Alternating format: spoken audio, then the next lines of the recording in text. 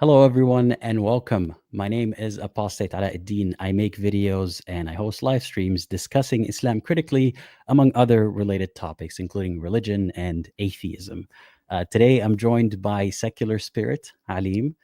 Tell us a bit about yourself for those who don't know Secular Spirit. Thank you for having me on the channel again. Far too long. And yeah, I'm an ex-Muslim as well, and my channel is basically focused on exploring how we can all lead meaningful, fulfilling lives beyond religion. So I talk about Islam, Christianity, planning on talking about other religions too in the near future. So today we're going to be discussing this video, well, watching and reacting to and commenting on parts of this video, which is Jordan Peterson versus 20 atheists. I made this clear in the thumbnail, but that video used to be called One Christian versus 20 atheists, similar to other videos that Jubilee have done, like the one with Alex O'Connor, where it was one atheist versus 20 Christians or something like that. Yeah, something like that, yeah. But as anyone familiar with Jordan Peterson will know, he doesn't really have a straightforward response to the question of whether or not he's a Christian. Yeah, we'll see that in a little bit, because we'll try to watch the juiciest sections of the video together. Yeah. We can't watch the whole thing because it's an hour and a half. But yeah, it'll be fun. And I also wanted to mention that I just realized now there's this thing called community achievements or community leaderboards on the live chat. So I guess the more that you participate, the higher up on the leaderboards you are. So if you're curious, if you want to be up on the leaderboard, make sure to participate. I don't know what happens, when you win, but well, I'm number one right now, I think. So let's see. Yeah, that seems wrong somehow. That's corruption. I didn't put him there, but he's up there. Also, if we hit the very, very humble stream donation goal, we'll do another live stream on Monday discussing a very different topic, and we can talk about that in a minute. Anyway, without further ado, let's get into the video and then a little bit of commentary. You say that. I haven't claimed that. You're a Christian. You say that. I haven't claimed that. Oh, what is this? Is this Christians versus atheists? Don't be a smartass. Either you're a Christian or you're not. Which one is it? You're really quite something, you are. Aren't I? But you're really quite nothing. Right? You're not a Christian. Okay, I'm done with him. So this is the viral moment that a lot of people have seen on social media. We'll get to that later. Hello there. I'm Dr. Jordan Peterson. I'm a clinical psychologist, Professor Emeritus at the University of Toronto, an author, a podcaster, public speaker, and today I'm surrounded by 25 atheists. Yeah, why did they call it versus 20 atheists when there's 25 of them? There's 25, yeah. So you could argue the first iteration of the video title was completely inaccurate. Every iteration. If you think that Jordan Peterson is not actually a Christian. My favorite thing about it is the surrounded part. I guess they got that accurate. I love the look on his face. Anyway, let's keep watching. My first claim: atheists reject God, but they don't understand what they're rejecting. Oh, brother.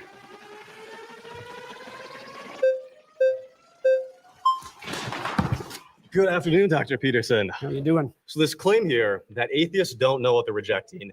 My background is in studying to become a traditional Catholic priest, daily mass, daily rosary, going on long retreats, deep into the magisterium and biblical hermeneutics. Like I was thoroughly in it. And it seems like I do know what I'm missing. Is there something that I missed over years of study, both this issue formally and living out religion so deeply? Well, you obviously feel that you missed something when you were practicing for the priesthood. Your aim was off then. So there's always the possibility that it's still off now. What was off about my aim in the first place? I don't know. That might take a long time to figure out. But then it seems kind of like this. That's funny. He says your aim was off. How? I don't know. It would take a while to figure that out. No true Scotsman type of fallacy in which you're the arbiter of people's aims and how they understand those aims to be. How is it that you can claim that people don't know something that you know about their life despite not having met them? Well, it's obviously a generic claim, just like the atheist claim that there's no God is a generic claim. In your case, it would have to be specified more, and I'm not claiming to understand what was going on in your mind, but my experience with atheists is twofold. But he's explicitly claiming to understand what's going on in atheists' minds with the claim that atheists reject God but don't understand him. Yes. Is that they have a very reductive notion of what constitutes God, let's say in the Judeo-Christian tradition. and they've often been hurt by someone who was religious or by the religious enterprise or perhaps by God himself, so to speak, and that's left them with an animus. But I think that you have a reductive view of what atheism is. You've defined religion so broadly to include any sort of having aim in life, any sort of cultural archetypes, or having a metaphorical substrate.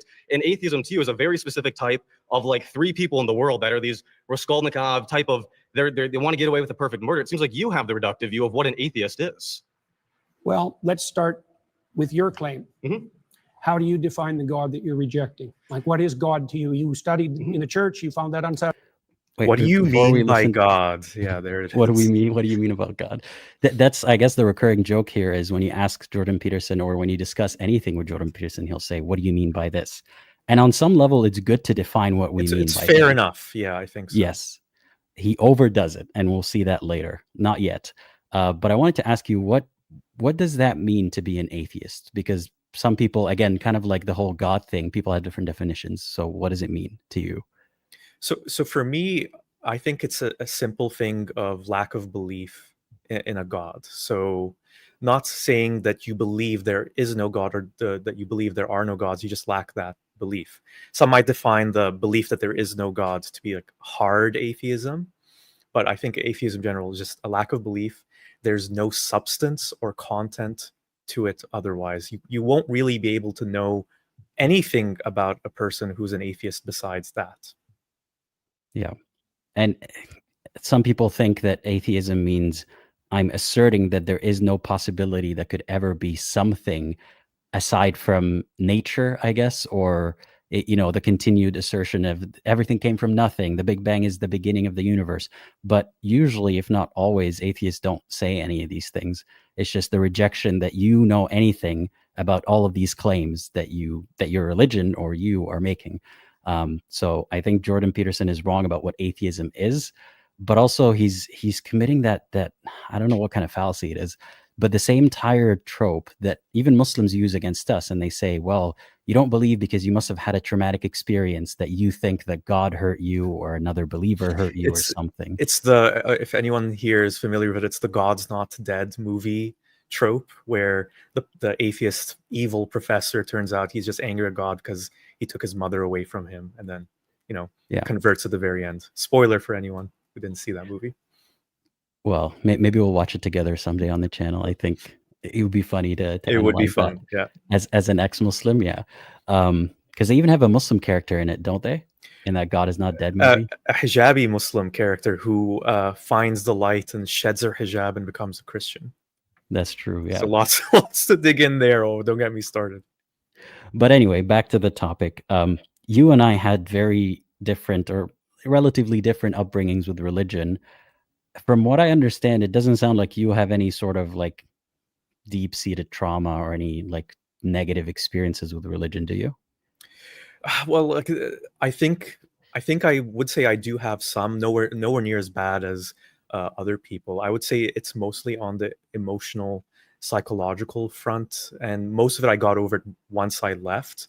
But then there are other aspects that linger, and the thing I always talk about is how I was kind of raised to have this shame about sexuality, expressing your sexuality, anything related to that. And I would honestly say, even though it's been 16, 17, however many years since I left Islam, that it still surfaces in these unexpected, sometimes surprising to me ways. How about you? Mm-hmm. Yeah, I have my fair share of experiences that most were self-inflicted to an extent because, when you have an idea of how people should be thinking and behaving, any deviation from that is, an invitation for you to punish yourself and discipline yourself. So I can relate to that. Yeah. Yeah. It's just a tired trope that we hear that like you left because religion hurt you, but believers say that to ex-believers of every single religion. So is it fair to leave, Mormonism because the Mormon church has hurt somebody, but not fair to leave whatever church Jordan Peterson, might belong to, Catholicism, I guess, or whatever else, because that one is actually true? It's bullshit. Obviously, people leave for so many reasons, but the one that is never addressed is that there is no proof for the religion to begin with. So they try to pin it on like whatever other secondary reason, like you left because you're hurt, despite the religion being true, when that's not actually what happened. Yeah, exactly. And the last point I'll add to that is this is one instance where you could argue Jordan Peterson is like a typical theist, where clearly the problem is with you if you don't believe in this God that he believes in his mind, because that God has to be true. And that's something you'll see from a run-of-the-mill Christian or Muslim all the time. Let's see what kind of God he believes in, because that's not yet clear. Unsatisfactory.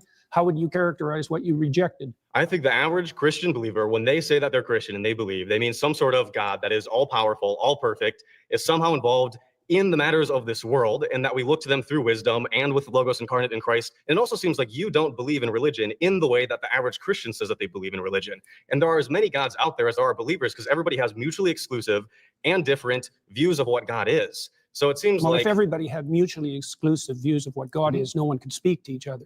The mere fact of communication presumes a commonality of assumption and definition. And it's certainly not the case that I regard any archetypal manifestation whatsoever as equally religious. So that's let's do a Jordan Peterson to English translation for a second.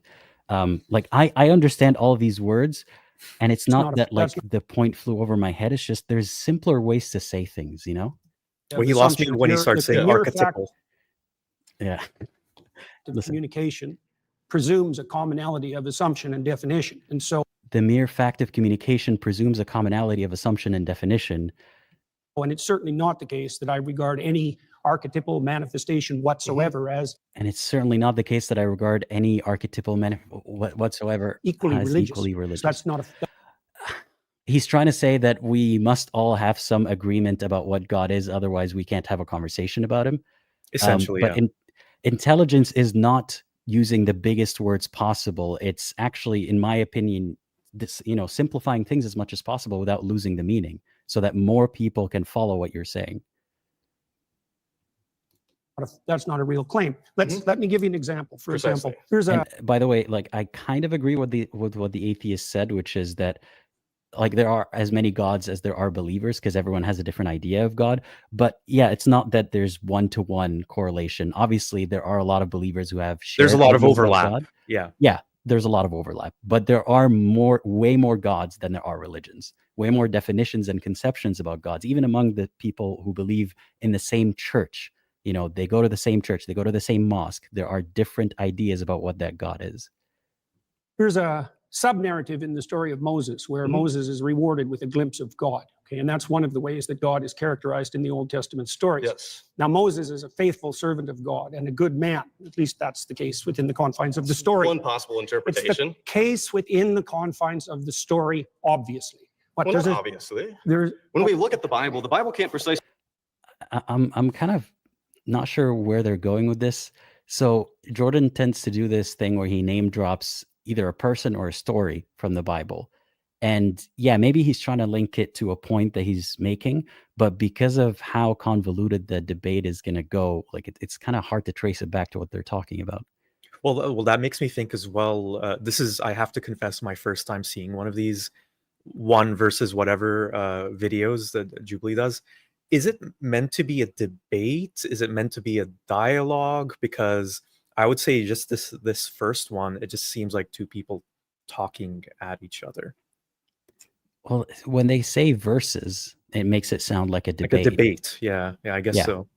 But this is clearly I guess they're debating the point that atheists reject God, but they don't know him, sort of thing. Also, it's funny that is gendered.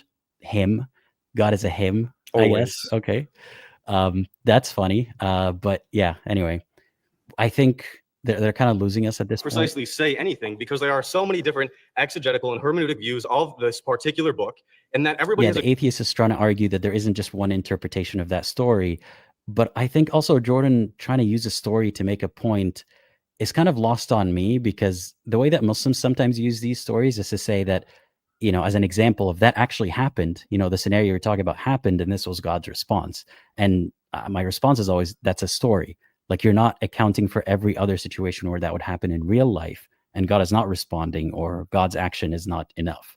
But Jordan, I guess, is trying to make I don't know. He didn't even get to make that point, because now they're debating, is there one interpretation? Yeah. They kind of got off course already. Yeah. Should we keep watching this one or skip to the the next highlight that you wanted to? We can finish this one just for the sake of finishing and then move on to the next. Okay.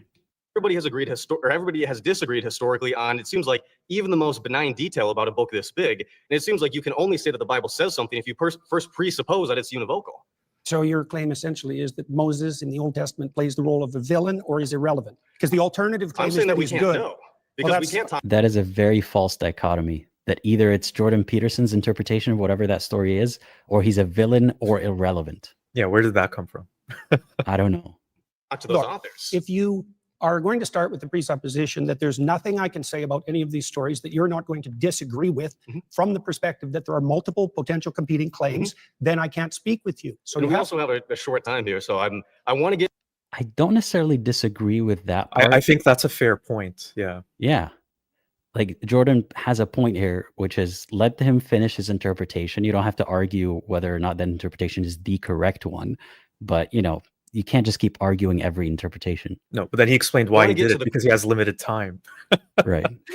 I have thoughts on that what you're arguing here, and I'd love if we could. The core of what I'm arguing is that atheists reject God, but they don't understand what they're rejecting. So I'm trying to give you an example of what's being rejected and its complexity. Okay, so God rewards Moses with a glimpse of the divine. So this is a definition of the God that atheists are hypothetically rejecting. A possible one. I said I didn't say the. I said He seems very irritable from the very beginning. Like this is the first person he's talking to. Yeah. Oh, can I just mention one theory I have? I think they intentionally picked mostly, I think almost all of them are younger university age. I think specifically to antagonize him and bring out his university professor mode. That's what I suspect anyway. He's not talking to them as equals. He's kind of. Oh, it's clear already, isn't it? Yeah. Yeah. Let's hear that part again. Of the God that atheists are hypothetically rejecting. A possible one. I said I didn't say the. He could have said, yes, I agree with you. I said one. I said a. I said That is possible, yes. Okay.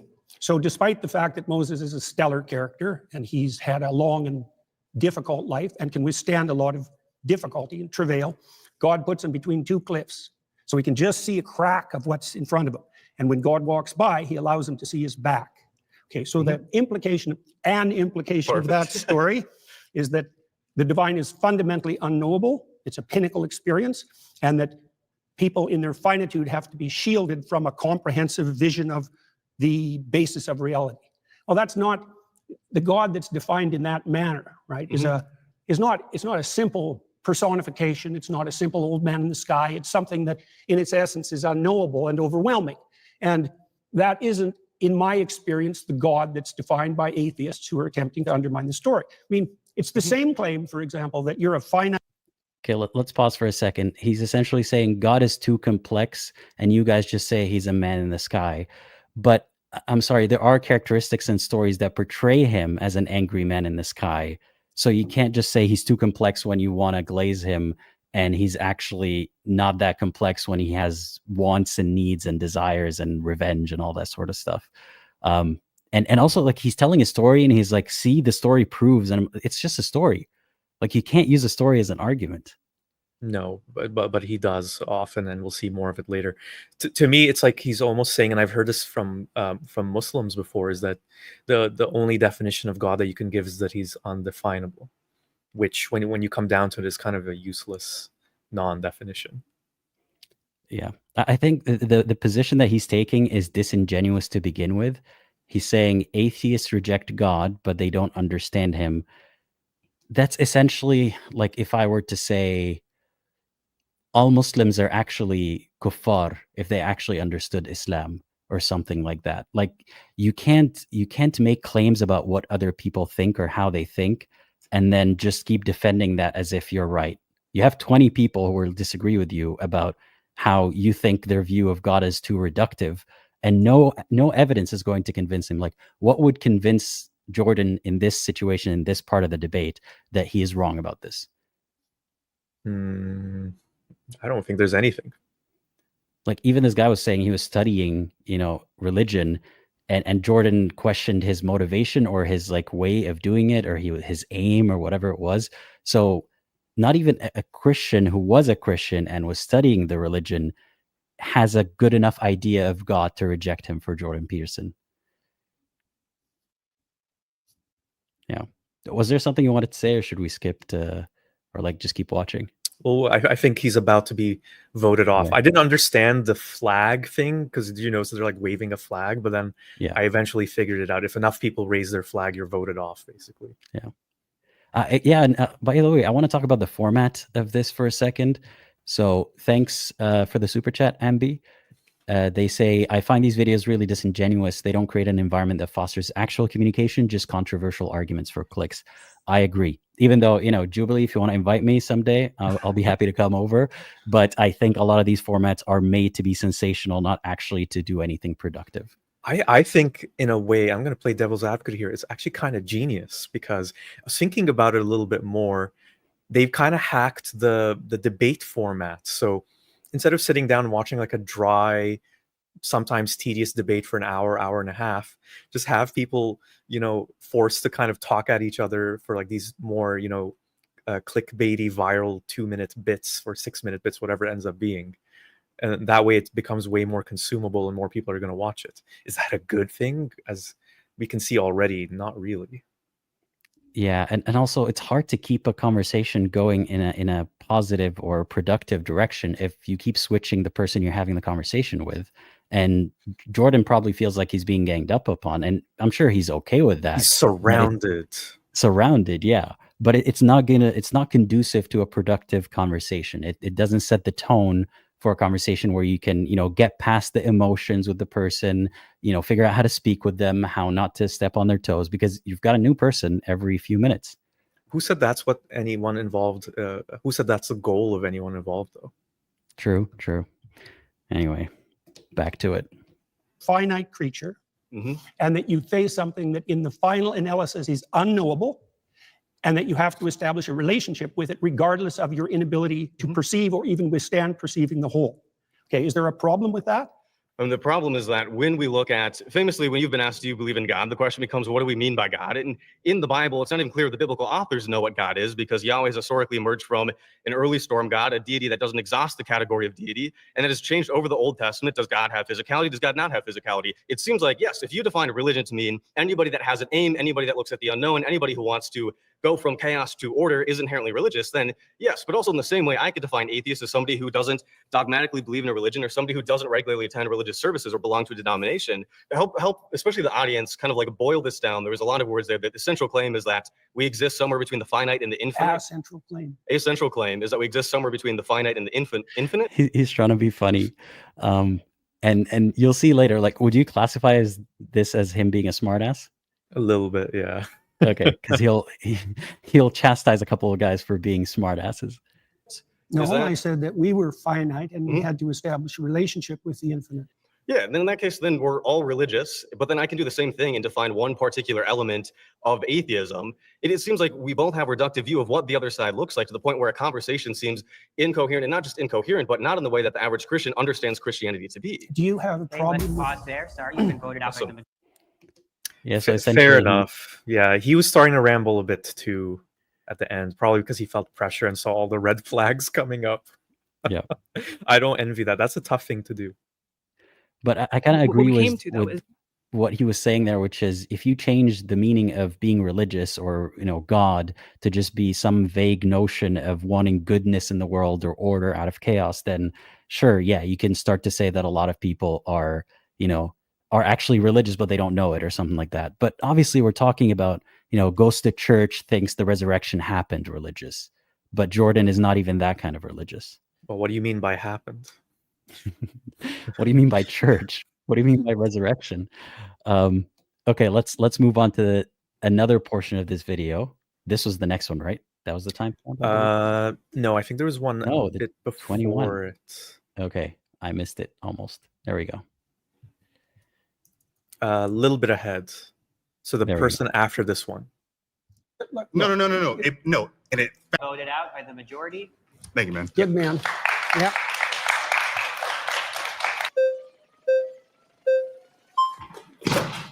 Jordan Peterson. How you doing, man?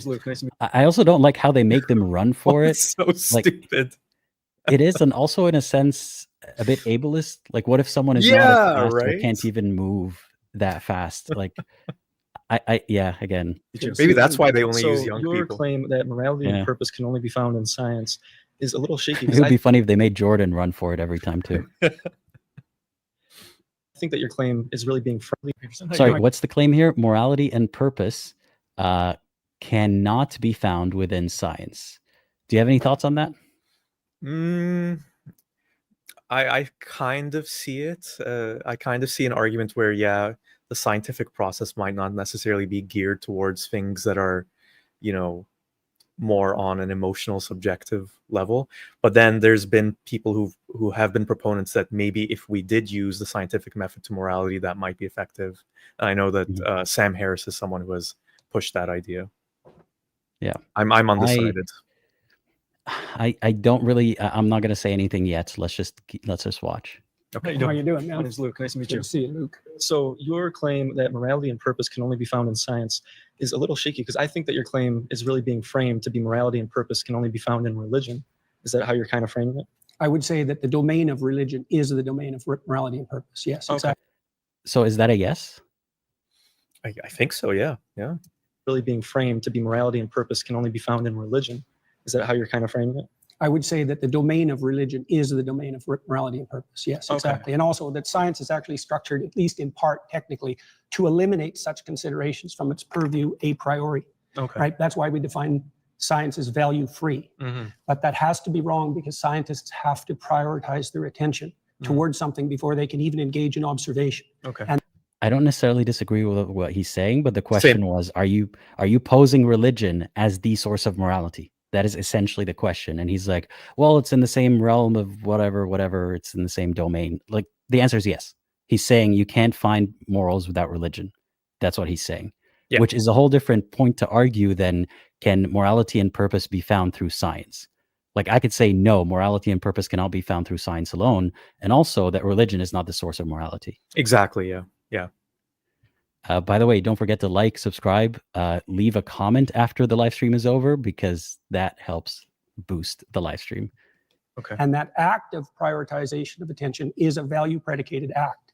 And so I can continue. There's all sorts of things we have to assume about science before it can take place. Okay. So what I'm specifically pointing out here is about religion in particular, since you yourself are a Christian, right? That's, people debate about that, and I generally don't discuss it publicly. Okay, I understand. What do you mean you don't discuss it publicly? You glaze Christianity day and night. Also, why do you agree to do these kinds of videos with these kinds of formats? Yeah, so by the way, we'll get into that later, but again, this video used to be called A Christian versus 20 Atheists, kind of like other videos that they did where it was one atheist versus 20 Christians. But instead, Jordan wanted it changed after the fact to Jordan Peterson versus 20 Atheists. I don't know if they miscommunicated, like Jubilee miscommunicated. Yeah, maybe he didn't know at all that it was going to be called that. And then once he found out, he objected. That's possible. That's okay. And you know what? Everyone's entitled to their own privacy of beliefs. But I'm sorry, not someone like Jordan Peterson, and also like not someone like me or you. If we're here talking about the same domain of ideas, we don't get to just say, well, this part is private, while also glazing, the Judeo-Christian values and Christianity and stories in Christianity. Just say yes or no. You don't get to say, well, this part is private. Understand that. And me, myself, I am a former young earth creationist fundamentalist. Oh, yeah. So I have experience in this. I used to run a TikTok channel directed about apologetics about the Bible, specifically in this type of facet with morality, evolution and such, and going back and forth with that. So in the Bible, it talks a lot about slavery, right?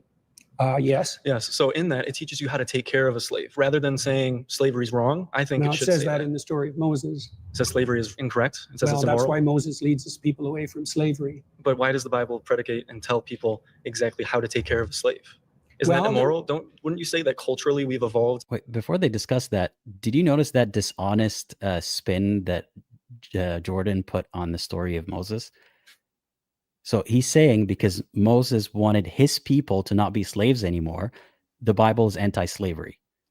That doesn't follow. He didn't say slavery is bad, therefore my people shouldn't be slaves. It's just those people are special and they shouldn't be slaves. Yeah, and if I recall correctly, there's a ton of instructions for the people of Moses on what people they can have as slaves and what to do with those slaves, so on and so forth. Yeah, I don't think the debater, the atheist debater, is gonna like push him on that.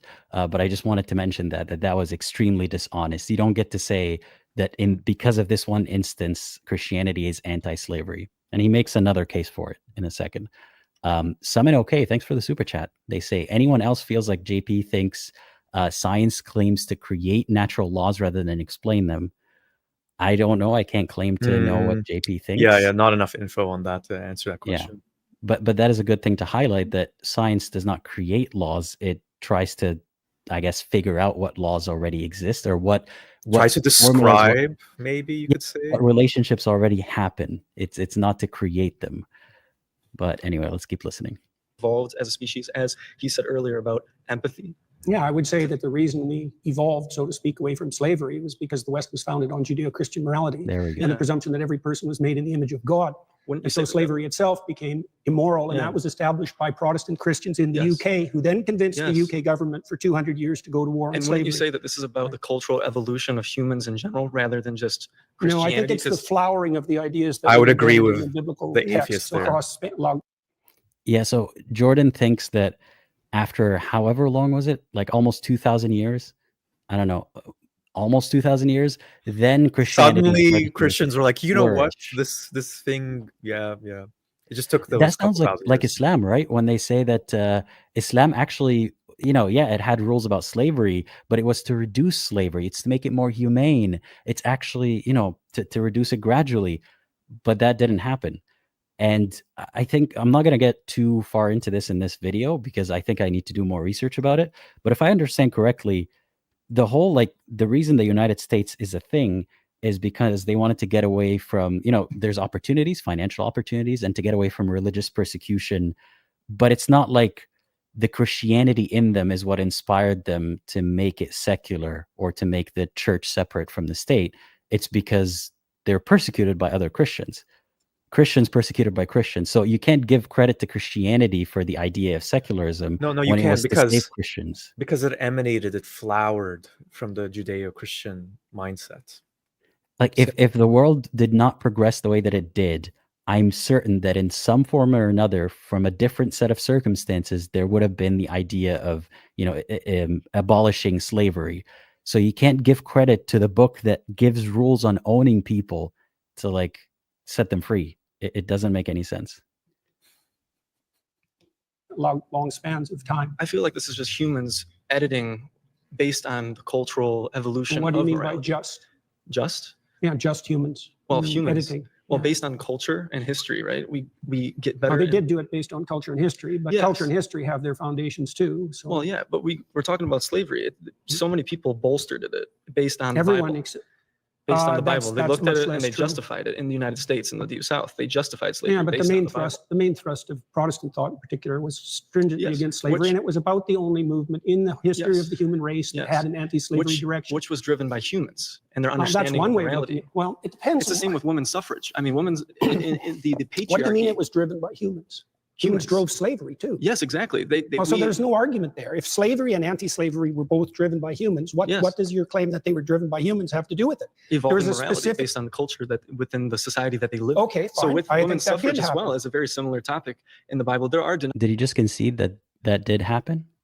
Yeah, but denominations in Christianity with women's suffrage as well as a very similar topic culture that within the society that they live. Okay, fine. So with women's suffrage as well as a very similar topic in the Bible, there are denominations in Christianity such as Pentecostal movement, which do bolster women to be pastors, right? Which I think that's a great thing to do. But most like to disregard. Where do you women. think the idea that human beings were sufficiently equal to all vote and not be slaves came from? Humans. Yeah, but so did the idea of slavery. So did the idea of God. Fine, but what's your point? Like, you're not making... Wait, fine, but what's your point? Slavery. So did the idea of God. Fine, but what's your point? Like, you're not making an argument. You're just saying all thoughts come from humans, regardless of the thoughts. It's not driven by a higher power. It's driven on our experiences as humans, which is what is best for all people. Is it driven by conscience? It could be, which conscience is also something that is... Please focus on this part. Maybe I'll slow it down a little bit because it gets kind of weird how he brings consciousness into this. Evolved over time. And I think driven by conscience. It could be, which conscience is also something that has evolved over time. And I think that's something that does evolve in morality and empathy. Okay, I don't understand the point that you're making. My point is that God influenced slavery. People looked at the Bible and went, this is moral because God says so, just like women's suffrage There's lots and of just like homosexuality. all human societies were slave owning. So you Yes. can't blame that on the Bible. if you I don't think the atheist is blaming it on the Bible. They're saying the Bible endorsed it. So in a sense, it made it worse. Yeah. By the way, why is he getting so many red flags? I think he's actually making a bunch of pretty good points.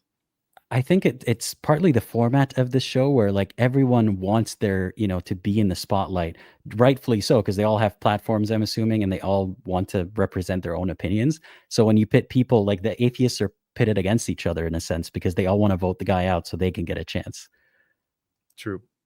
if humanity decided Oh, wait, address that first. what about All slavery? human societies were slavers. So you can't blame that on the Bible. Well, you can say it bolstered it. Well, not if you look at the broad sweep of history, because it was the Protestant Christians based in on the their UK. interpretation of the Bible, It was the Protestant which Christians. evolves over time.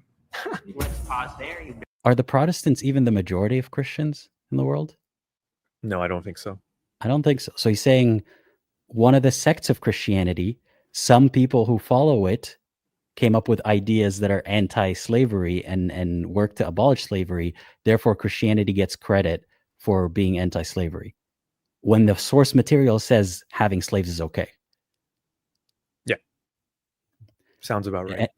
Anything you want to add before we move on to the next section? Oh, no, we can move on to the next person. I thought he did pretty well. I don't know why he got voted off beyond the explanation you gave. Yeah, I think that's why. I think people just want to give their 2 cents. So yeah, this is it. It's And the Christian, person based on- after them.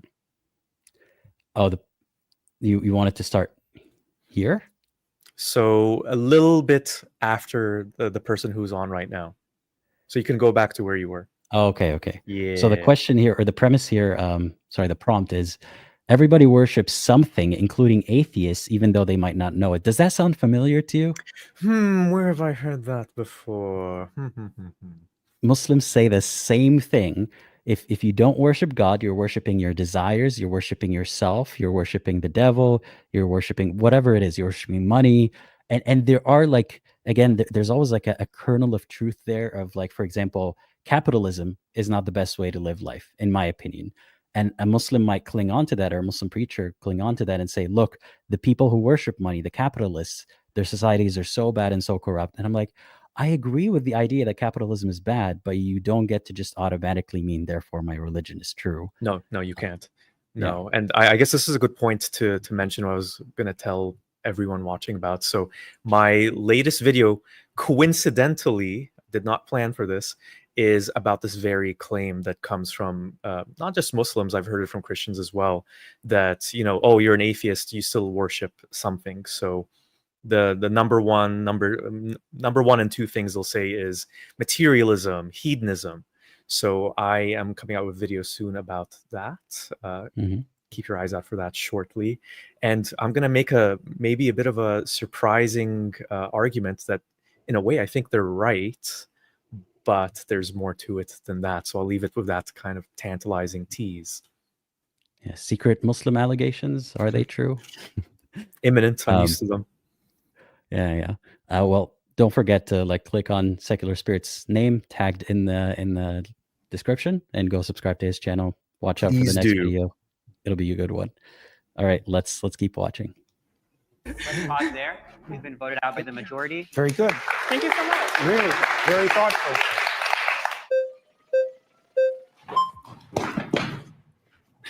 Hey, Dr. Peterson. How you doing? Danny, nice to meet Prepare. you. What's your name? Danny. Danny. You're saying atheists worship things or people or places, whatever. Can you be very clear about your definition of worship again? Attend to, prioritize, and sacrifice for. Okay, that's it. That's your understanding of worship. Well, I could flesh it out, but that'll do for the time we have. Okay. Do Catholics attend to Mary? Yes. Okay. So do they fit that description of worship?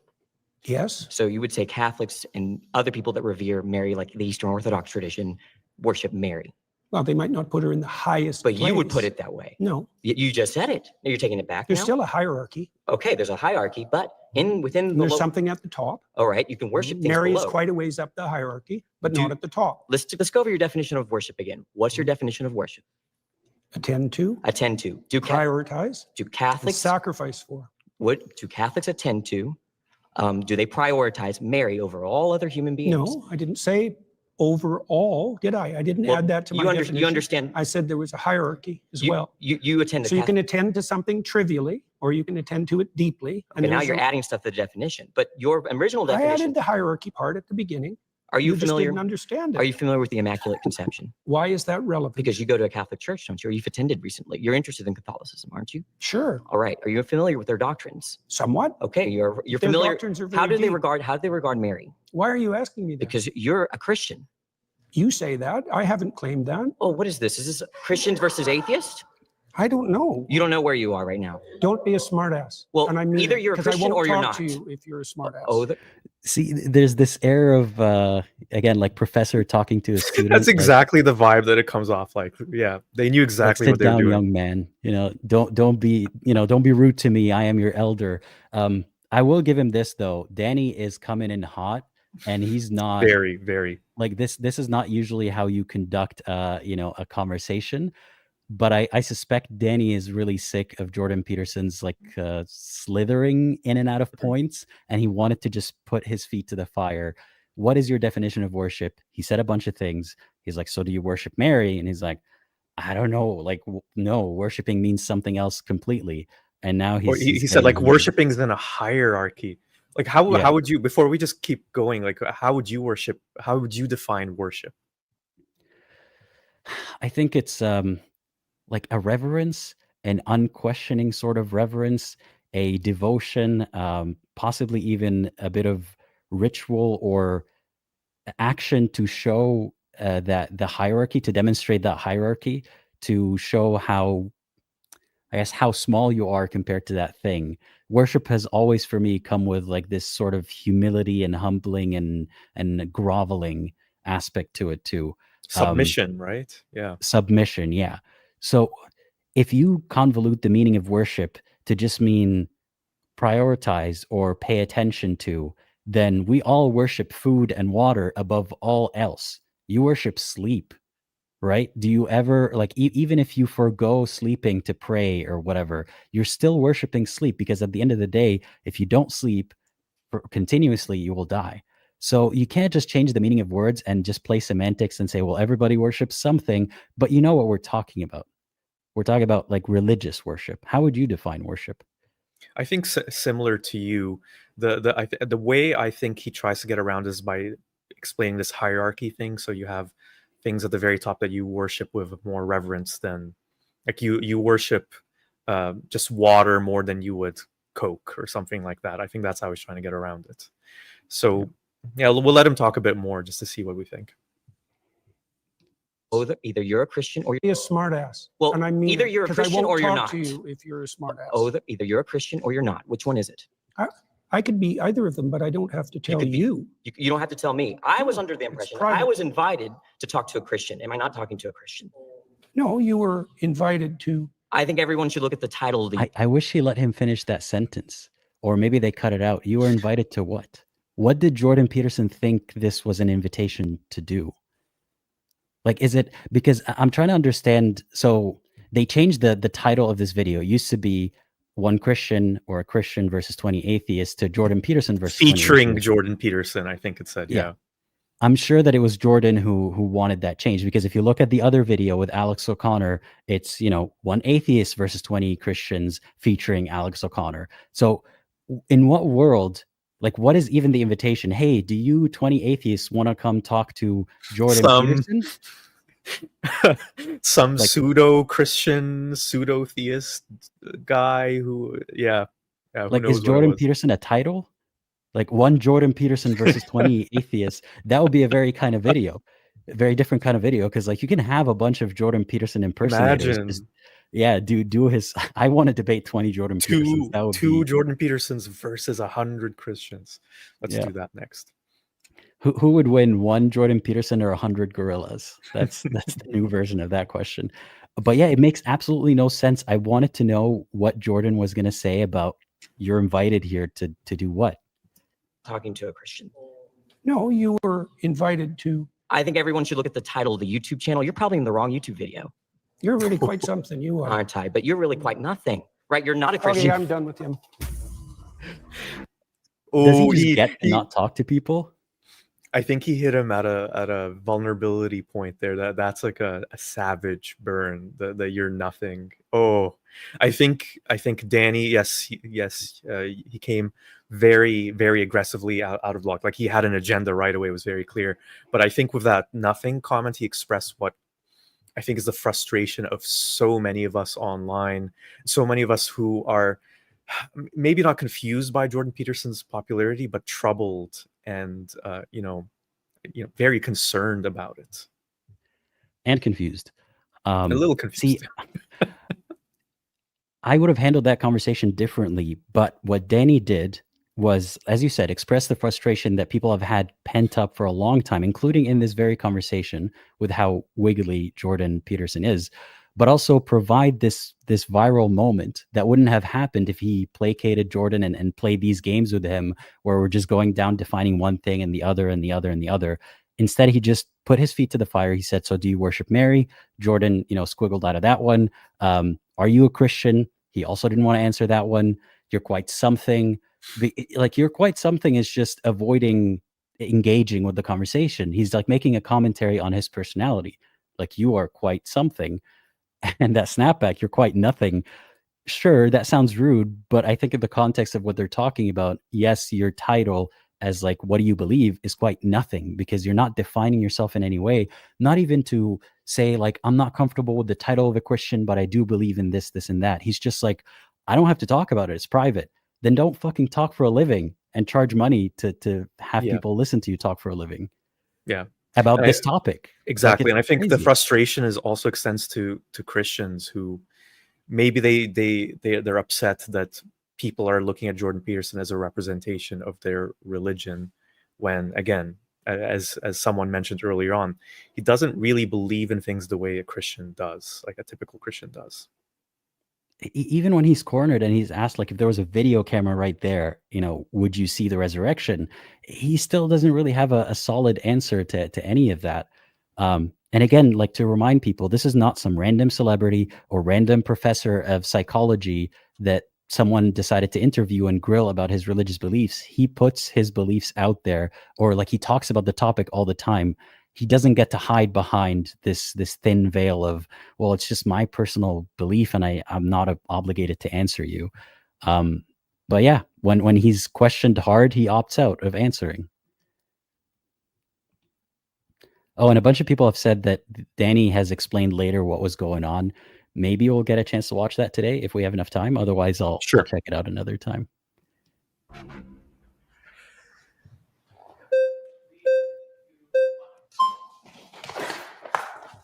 Whoa, easy win for that person. Gerard. Hello, Gerard. Nice to meet you, sir. So you've said that worship is when you prioritize and sacrifice for something, right? Yeah. Okay. There's a hierarchy in there. Sure. So I prioritize and sacrifice for my wife more than I would prioritize and sacrifice for a random person on the street, right? Probably. Yeah. Presumably. Do I worship I don't know. my I've wife? seen some pretty bad marriages. Assuming a good marriage, are you saying I worship my wife? I'm trying to define worship. That's what I'm asking. So prioritize and sacrifice. I do the those higher things. it is in the Okay, Jordan's the one who came with the claim that everybody worships something. You define worship. You don't ask the other person what it means. hierarchy, the more what you're doing is akin to worship. But even to prioritize and sacrifice. I do the those higher things. it is in the hierarchy, the more what you're doing is akin to worship. But even in your trivial acts of attention, you're prioritizing and partaking in worship, even if you don't know it. So I am And it's prioritizing. partly, well, with regard to your wife, say. So why do you value your wife? You do value your Yes, wife. I love okay. her. So I Right. prioritize and I Okay. sacrifice for her. Right, right. So that's within the confines of love, let's say. Sure. What else does it serve? What else does what serve? Your love in your marriage? I mean, I am married to my wife because I love her. That's Yeah. also why I prioritize and sacrifice for her. Right. I certainly wouldn't think I worship her, and I don't think anyone else would make that. I'm Are you trying to making make that a claim? definition. Okay. Yeah, that there's a hierarchy of attentional priority. And as you move up it or down it, depending on whether you think about it as a pinnacle or a Mhm. foundation, you move more towards worship. Right. Okay. So even the small things, I'll give you an example. Imagine you go on a date. Mhm. Well, and imagine that your aim is a long-term relationship like a marriage. Okay, now imagine that your aim is short-term sexual gratification. Your pattern of attention is going to vary during the date, depend on your ultimate end. That's the hierarchy. The way that you attend to your wife is dependent on your ultimate aims, even if you don't know it. So at what point is it worship? Because it sounds like you're saying It's worship is almost a shades. spectrum, right? Or it's not a I really like that question because, yeah, he just keeps saying it's a spectrum, it's a spectrum. Okay, when on the spectrum does it qualify as worship, and when is it just too low on the spectrum? binary. It's not a. It's kind of like that. That's a good So question. when It's is like when is it worship as opposed to just I love my wife? the closer you get to the top or the bottom, the more it's more like How close worship. to the top? Because I don't think I worship anything. And if you're saying I have to hit a certain threshold for it to be worship, it is possible I don't worship anything then, right? It's not possible that you don't worship anything. What do I worship? Because you wouldn't attend. Well, love. So you think I apparently. worship love? Do you attend in consequence of love? See, I'm trying to define something. What do you mean worship? Well, I told you what I so meant. I What mean- do you mean? So I, Did you tell us what you mean? And he's getting really irritated because, again, he's holding him to his definition. So to recap, Jordan says that there's a hierarchy of things that you attend to and pay attention to and sacrifice for. And the closer you are to the top of the hierarchy, the closer it is to worship. And the atheist made a good point. So if everything in my life is low on the hierarchy, because there's nothing that takes that much priority and precedence, that I would value it as that much higher than everything else. Is everything not qualifying for worship? Where on the spectrum does it qualify for worship? And Jordan doesn't want to answer that. What's all worship is just some are lesser forms of worship, I think is what he's saying. That's where the problem is, though, because to your point earlier, I don't even think it's like a nefarious misdirection or miscommunication, but it isn't the way worship is used by religious people or by Christians or Muslims or whoever, and it's not the way that normal people the people use that word in their normal day-to-day life.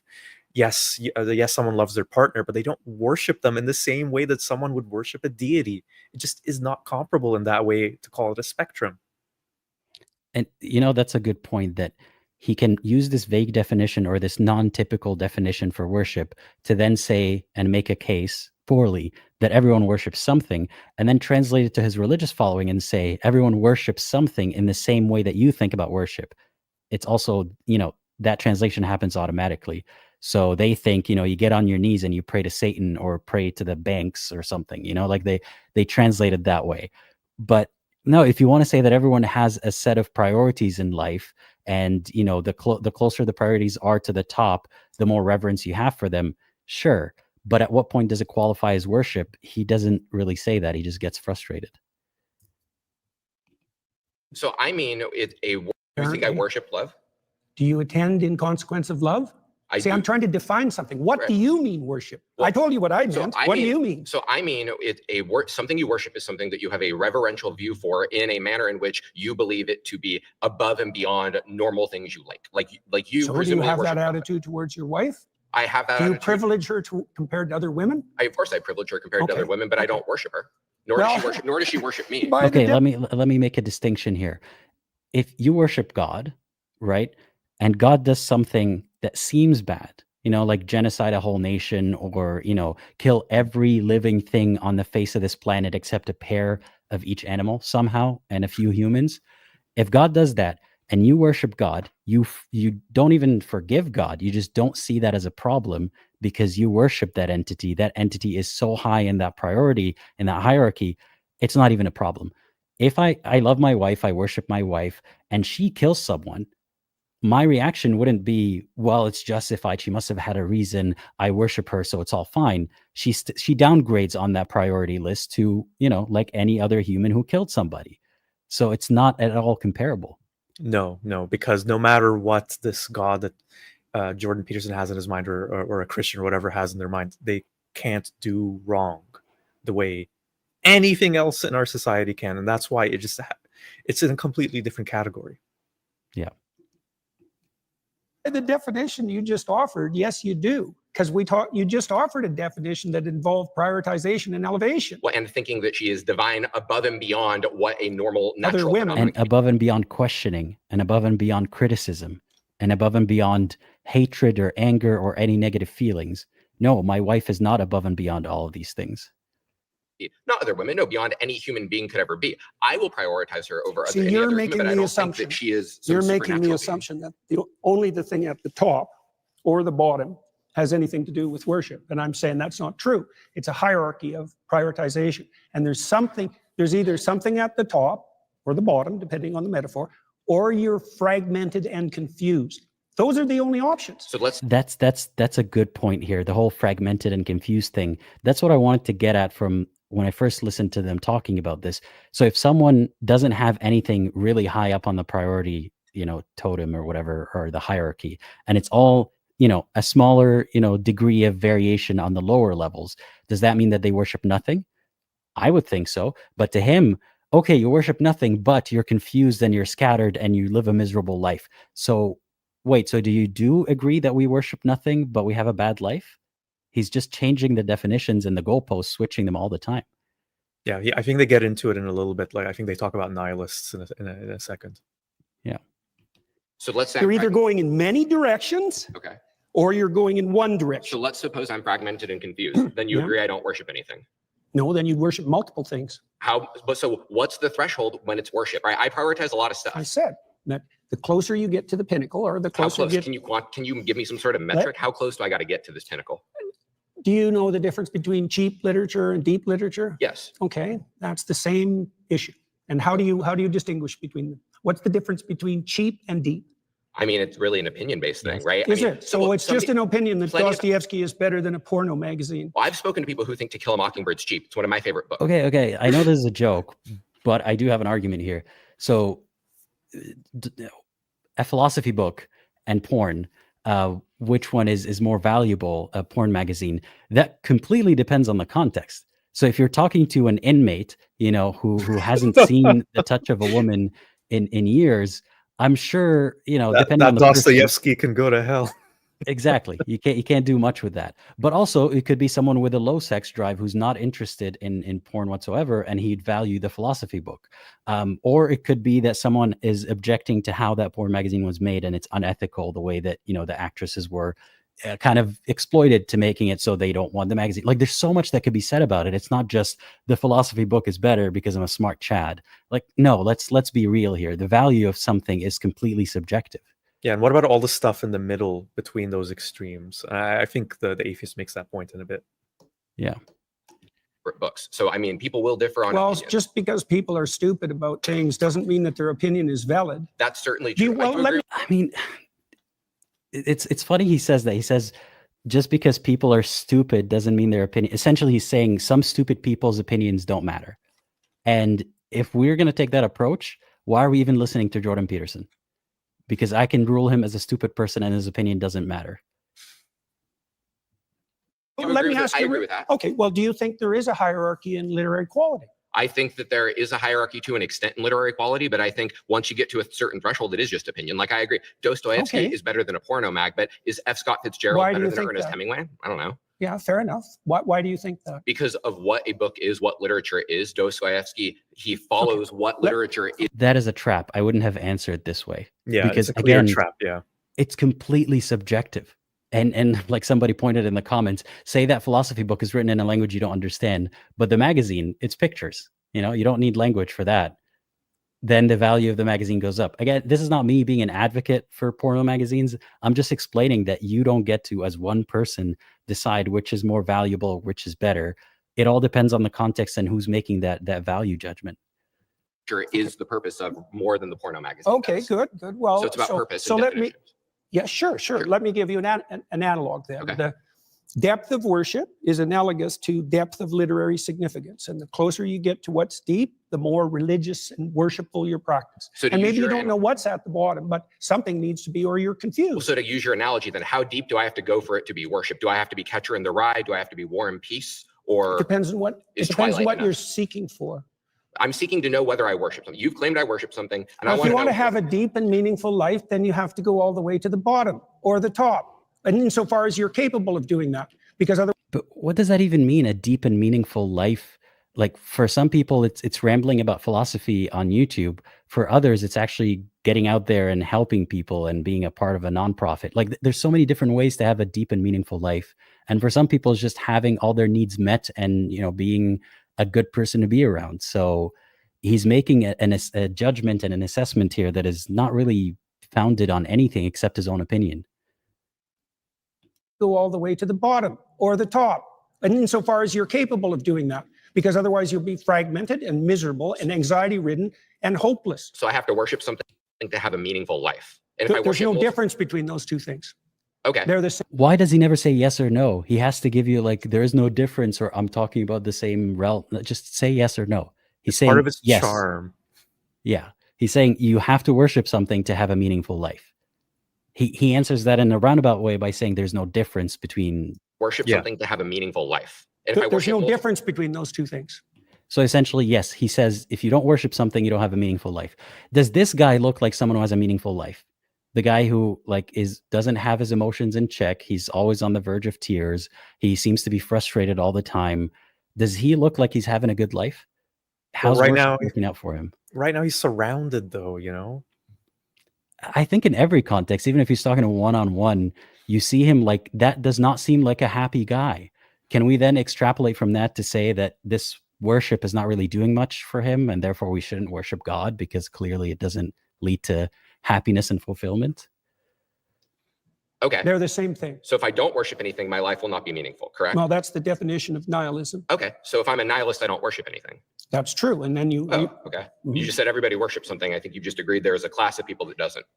Well, they're incoherent in their worship. And Okay. Did he just walk back the agreement? Not be meaningful, correct? Well, that's the definition of nihilism. Okay. So if I'm a nihilist, I don't worship anything. That's true. And then you... Okay. That's true. If you're a nihilist, Wait. you don't worship anything. You worship worshiping nothing, maybe. Fuck, this is too meta for me to... You just said everybody worships something. I think you just agreed there is a class of people that doesn't. Well, they're incoherent in their worship. And hand gestures like that aren't going to help. All right.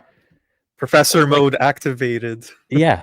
I'm sorry you were raising our hands up in disbelief because that's the effect, Jordan, that you have on people. You don't get to be offended by that and be like, oh, well, now you're raising your hand, so my point is made. Like, no, you just went against what you just said. Nihilists don't worship anything. He said yes. But then what did he say? That they're confused in what they worship? Yeah, essentially. They're Worship something. I think you just agreed there is a class of people that doesn't.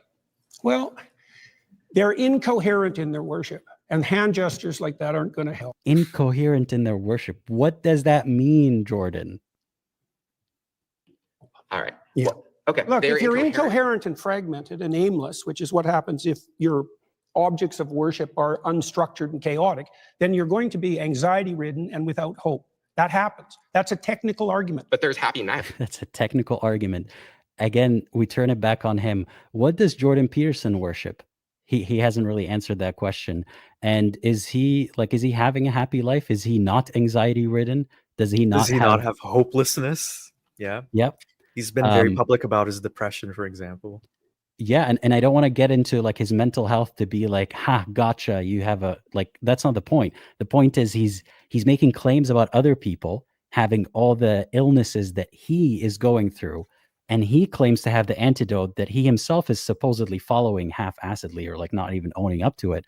And at the same time, he's pointing fingers at others. Like, bro, use that Christianity to fix your mental health problems, if that's truly the case. Happy nihilists. Oh, there are. How do you explain that there are happy nihilists? That's a technical argument. But there's happy nihilists. Oh, there are. How do you explain that there are happy nihilists then? Because Well, you just said they the can't mere be. fact that you state that there are happy nihilists doesn't make it true. Like, what's your evidence? Oh, You just said there are. Also, is it irony that he's pointing out that argument just because you say something doesn't make it the case? Yeah, Jordan Peterson versus Jordan Peterson. Like he keeps refuting his own points.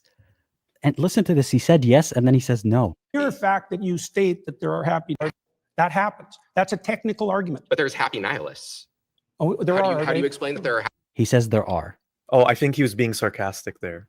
I think it was like, oh, there are. happy Yeah. nihilists then? Because Well, you just said they the can't mere be. fact that you state that there are happy nihilists doesn't make it true. Like, what's your evidence? The mere fact that you state, why even say mere fact? Like, you merely stating, like, let's help Jordan improve his writing and speaking skills. You merely stating does not make it fact. That's a simpler way of saying the mere fact that you stated. That how do you measure nihilism, and how have you associated it with happiness, and what's your definition of happiness? A self-identifying nihilist can come and tell him, I'm happy, I'm doing well. And he's like, what do you mean happy? What do you mean nihilist? What do you mean you? Have you compared them to religious people? Because if you do, by the way, it's clearly the case that religious people over the long run have better mental health. It's a well-documented fact in psychological literature. It doesn't seem to be well documented on your face, Jordan, or in your life. But is the argument here from utility that being also that doesn't religious- make religion true, even if that were the case.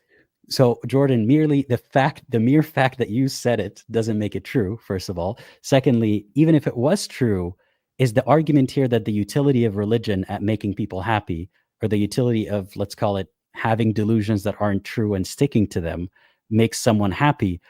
Is happiness just the person's measure of, I don't know, the self-reported happiness despite their believing in something wrong?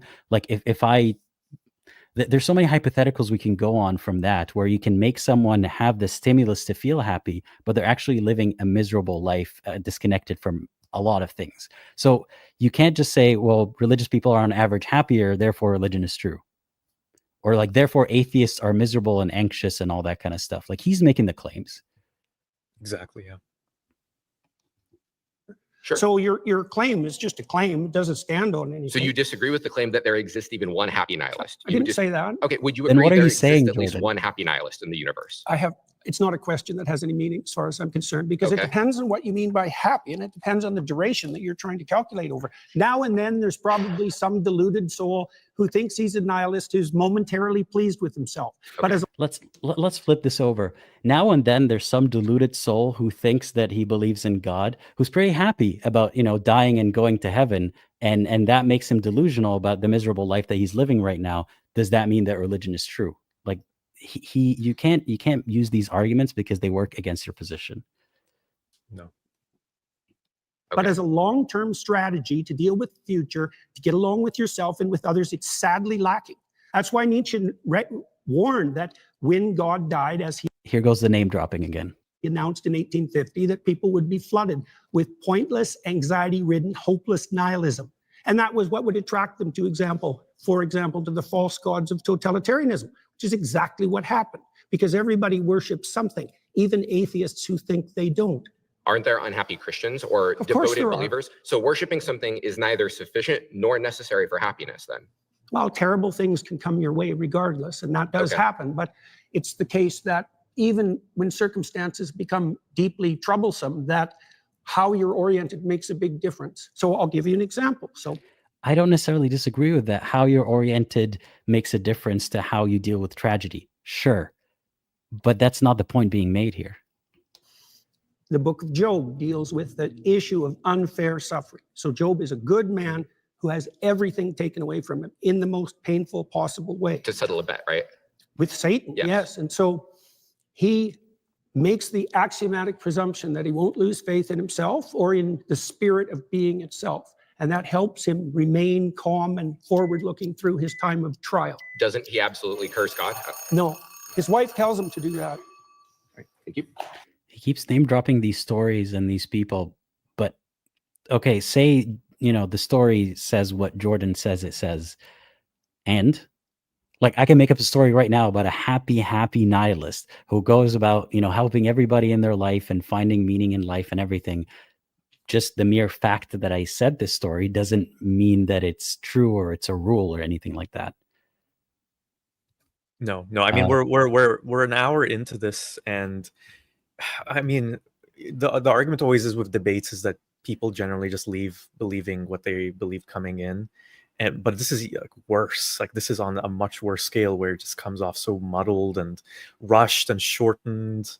I don't even know what the claim was initially for half of these, the way it keeps on going on side tangents. Yeah. So to remind people, the claim here is that everybody worships something, even atheists worship something. So the person before this one tried to ask him, like, what do you mean by worship? You know, what I got the on railed hierarchy? super fast. Yeah. Yeah. Do you worship Mary? You know, are you even a Christian? And then we went back to the debate again about, okay, so how do you quantify worship? If things are low, if everything is low on my priorities list, you know, compared to how they think of God, for example, or an entity that they worship, then does that mean that I worship nothing? If I'm a nihilist, does that mean that I worship nothing? And he almost says, yeah, actually you have a point, but then he walks it back and the premise changes from atheist, like nobody worships nothing, to some people worship nothing, but that confusion will make them anxious and riddled with anxiety and problems and so on and so forth. A lot of the problems that Jordan himself has in his personal life, that he has gone through hell and back to try to get rid of, and he still has. So it's just ironic. And then the comparison with, well, can't there be, you know, unhappy Christians? Well, yes, but that doesn't disprove his point, is what Jordan says.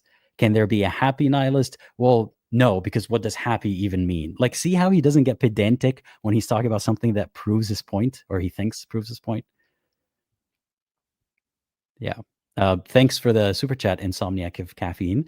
By the way, we're close to hitting the goal for the stream. So if we hit the goal, okay. we'll do a live stream. Clear my schedule Monday. on Monday, I think. Yeah. So the live stream will be about ChatGPT and religion. And I don't want to, you know, tell you too much right off the bat, but we'll have a lot of fun with that. JP debates semantics, says Insomniac, and definitions of basic words rather than actually engaging with the substance. I don't know if he thinks it comes off as deep or intelligent, but it gets grating. I think at first, and it sometimes to this day, it continues to fool some people into thinking that he knows what he's talking about or that he has a point in there somewhere, but it's really boring at some point. Again, we agree with defining things so that we're on the same page about what we're discussing, but he gets so, like, he keeps shifting the definition as it suits him, and he focuses too much on defining the thing rather than actually discussing the point. Yeah, it's almost impossible to have an honest, productive conversation. And the real testament to that is that, okay, maybe these people aren't very experienced in this kind of stuff, and maybe they're intimidated by him to a certain extent, but even experienced debaters have had the same exact issues with him. Yeah. Ooh, Emir, thank you for the super chat. Emir says, I worship the sub goal. So here is the super chat. Thanks for your worship and devotion. I hope I'm very high on your hierarchy. Yeah, good. My final claim is that atheists accept Christian morality, but deny the religion's foundational stories. Wait. I'm going to pull a Jordan Peterson. What does it mean, deny a religion's foundational stories? Is he saying that they didn't actually happen, or that atheists deny that these stories have a good moral that we're then building morality on top of? I'm sure we'll not find out in a clear way. I was just about to disagree with you. Then, yeah, no, we're not going to find out. But if he's saying we deny the religion's foundational stories, he denies the religion's foundational stories to some extent. He won't answer if he thinks it literally happened or not. He tries to go all like metaphorical about it. So my claim is Jordan Peterson, you know, accepts what he thinks is Christian morality, but denies the religion's foundational stories. But deny the religion's foundational stories.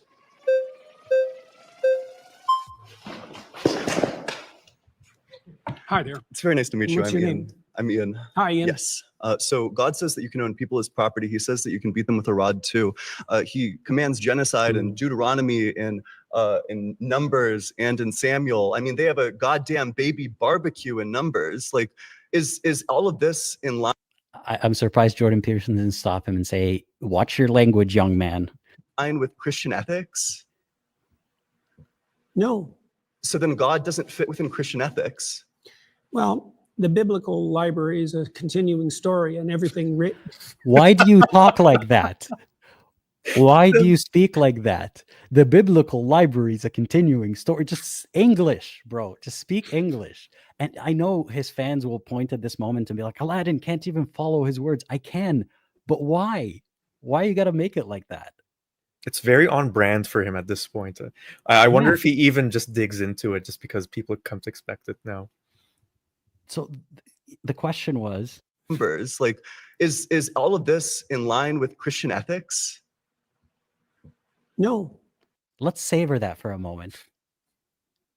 Jordan agrees that horrible things in the Bible are not in line with Christian ethics. Can we all agree on that? Jordan agrees that horrible things in the Bible are not in line with Christian ethics. But there's going to be a but. There's always a but. Thank you, Insomniac of Caffeine. Very thank you generous so much, of you to donate Insomniac. twice. Thank you. We appreciate you too. So I guess there's going to be a live stream on Monday. Stay tuned. So then God doesn't fit within Christian ethics. Well, the biblical So then God doesn't fit with Christian ethics. Yes or no? Well, the biblical library.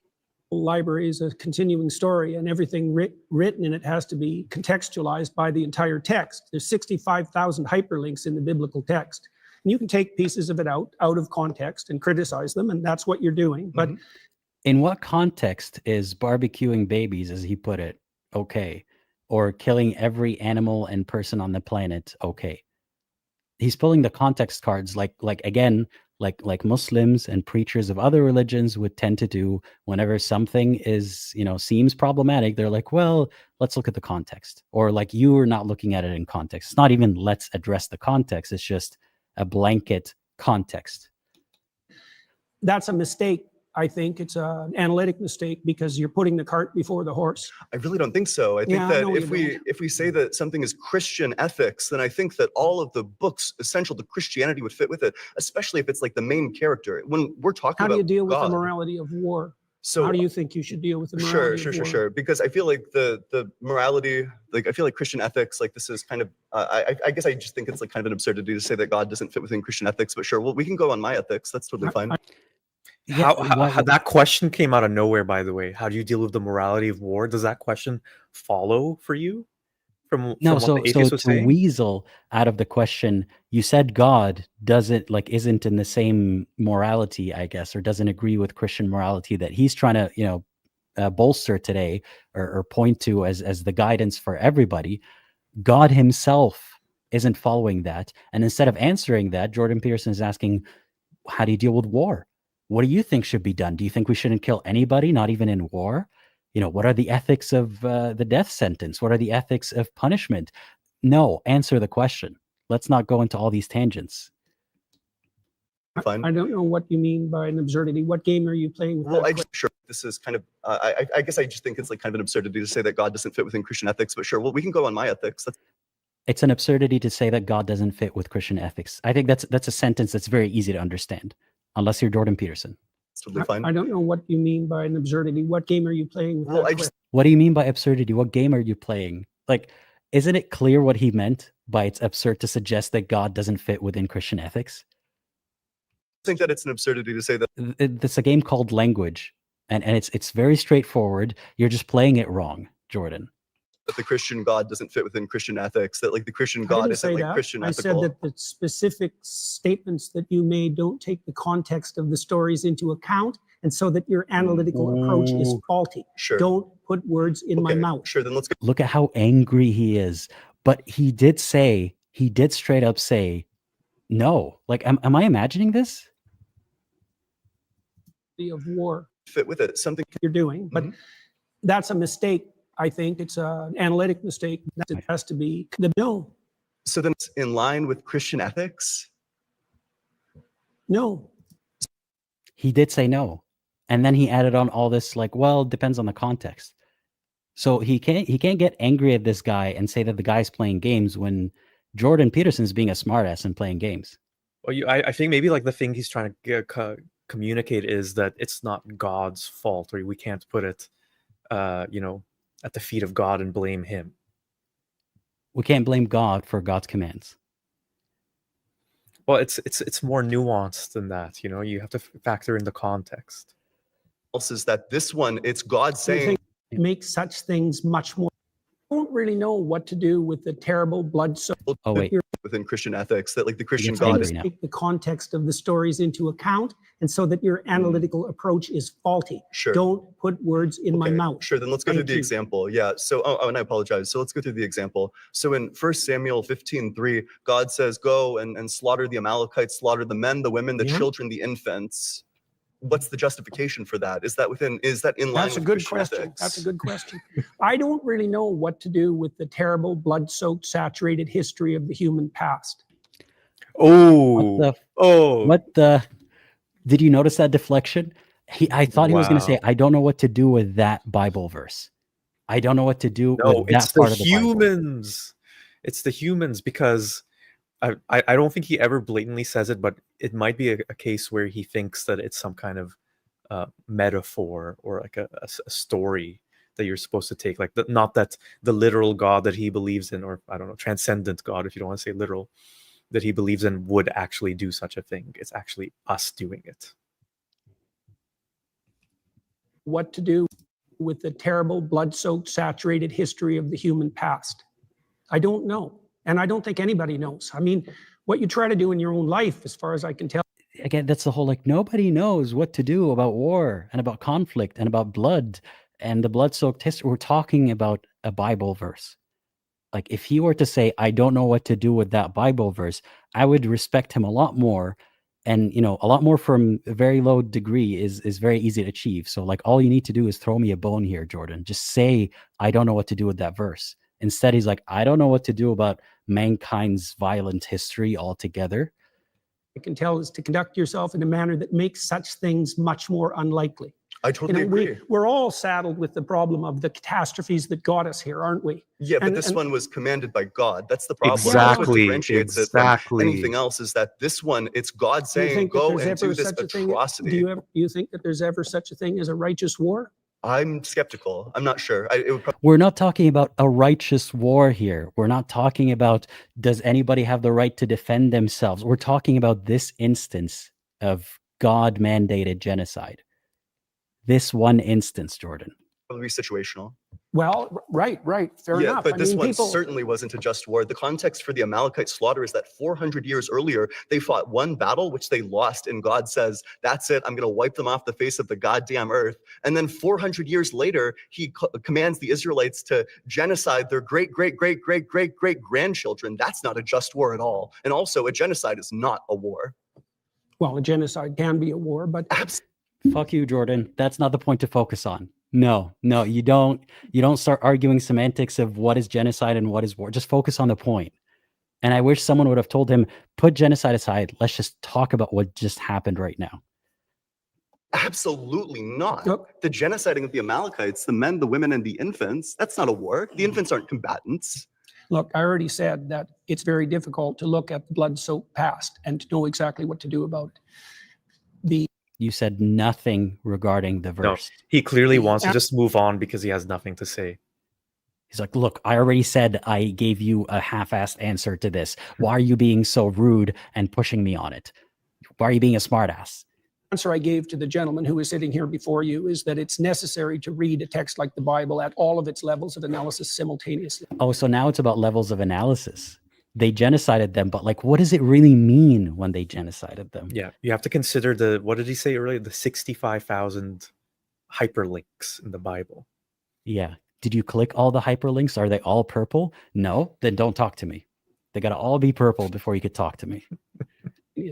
And there's a directional morality that emerges across time that has its roots in the Old Testament, for example, with its restrictions against murder specifically. Oh my God. I'm sorry. I have to pause this. There's a directional morality that, bro, answer the question. What about this instance of genocide? Well, there's a directional morality within the Bible that has to do with the instance of, sorry, we'll listen again. Directional morality that emerges across time that has its roots in the Old. Bless his heart. He's thinking so hard. Look at his face. Like he's deep in thought. This man is trying to reach for a single critical thought and there isn't any. It's dealing with these irksome atheists is taking every ounce of willpower he's got. Testament for it's the atheists who are not composed and scattered and anxiety ridden and everything. But this guy's doing really well. Look at his face. He could see it in his face. Bible at all of its levels of analysis simultaneously. And there's a directional morality that emerges across time that has its roots in the Old Testament, for example, with its restrictions against murder specifically, that makes itself manifest in the Christian texts as the insistence on voluntary self-sacrifice as the foundational belief. That's a profoundly anti-violence ethos. Do you have the belief in your theology? Well, what do you think of that? Wait a sec. Now, redress what Oh, so now we're gonna put people to answer what you say when like you weren't answering anything straight. I'm honestly I'm struggling to follow. Can you summarize what he just said? So my interpretation of what he means by directional morality here is that interpretation. Interpretation. Oh, shoot! I'm already in trouble. I think he's saying that we moved from those kinds of acts happening, like the genocide of the Amalekites, towards a different morality where a murder is abhorred and condemned.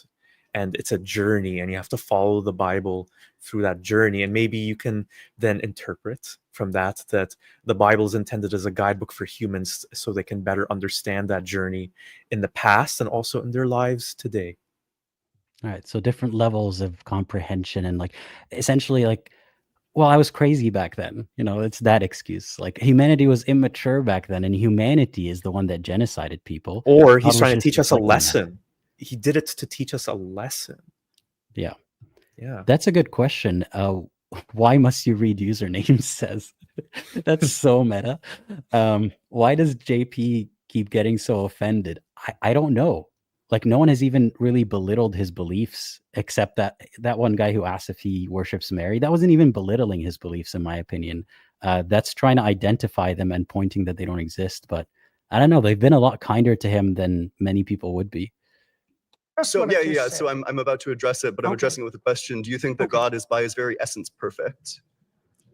You'll have to provide more. Sure, just like maximally great and all like the great making qualities. Sure. Yeah, like flawless. Yeah. So does a flawless thing change? Does a flawless thing reveal like more and better information over time, or would a flawless thing say, here's what's good, here is the absolute good thing to do at all circumstances in time? Well, we know some of that. Wait, Tell so the truth. That's one. That's totally fine, but presumably no, you don't. What? Well, God says tell the truth, and he never changed his stance on that. Therefore, genociding babies is okay sometimes because it was, you know, the progression of morality. But tell the truth has always been there. How does this mean anything? If the skate over that was that's totally fine. It's a straw man of my position. It's a straw man of the argument. So the argument is that wait a sec. You said find one maxim that's transcendent across situations. I didn't say any of those words. I'm not sure what conversation you're a part of. I didn't say any of those. Wait, let's hear that again. Wait a sec. You said find one maxim that's transcendent across situations. I didn't say any of those words. I'm not sure what conversation you're a part of. Don't be a smartass. I'm sorry. Don't be a smart. He wasn't even being a smartass. What conversation were you a part of, Jordan? He said, if God is perfect, then God wouldn't change over time. That's essentially what he said. He didn't say, find me one axiom that hasn't, you know, changed. That's such a low ball. No, is it a low ball or a low hanging fruit? You know, yeah, a low hanging fruit. Find me one thing. I love how the atheist immediately said, "I'm sorry," just because like he really is putting him in like a professor angry dad mode right now. Yeah, I wouldn't have apologized to him. No, me neither. You need to grow a thicker skin. Like, how are you 62 and you still get so offended at like someone not revering the ground that you walk on and the silliness of your points? Say any of those words. I'm not sure what conversation you're a part of. Don't be a smartass.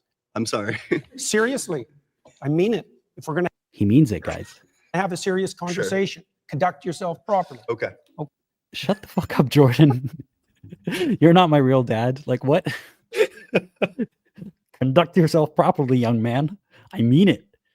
Go back to your room and make your bed. Make your bed. Because if you don't make your bed, you're scattered. Okay. Rephrase your question so that because I must have missed it. I tried to answer it. So in my mind, I guess by my lights, a perfect being doesn't change. A perfect being, if they're maximally good, maximally moral. Does our understanding of the perfect being change? Our understanding might, but Okay, how presumably do we what the perfect distinguish? How being do we is distinguish? revealing. Well, I agree. How do we distinguish between that, though, at the human level? How do So we distinguish between whether, between our transforming understanding of perfection and perfection itself? between Like, our we can only, yeah, well, we can only presumably see a through our perfect own being, lenses. presumably a perfect being. So again, Aladdin, how do you change your oh my god, I already lost what he was going to say.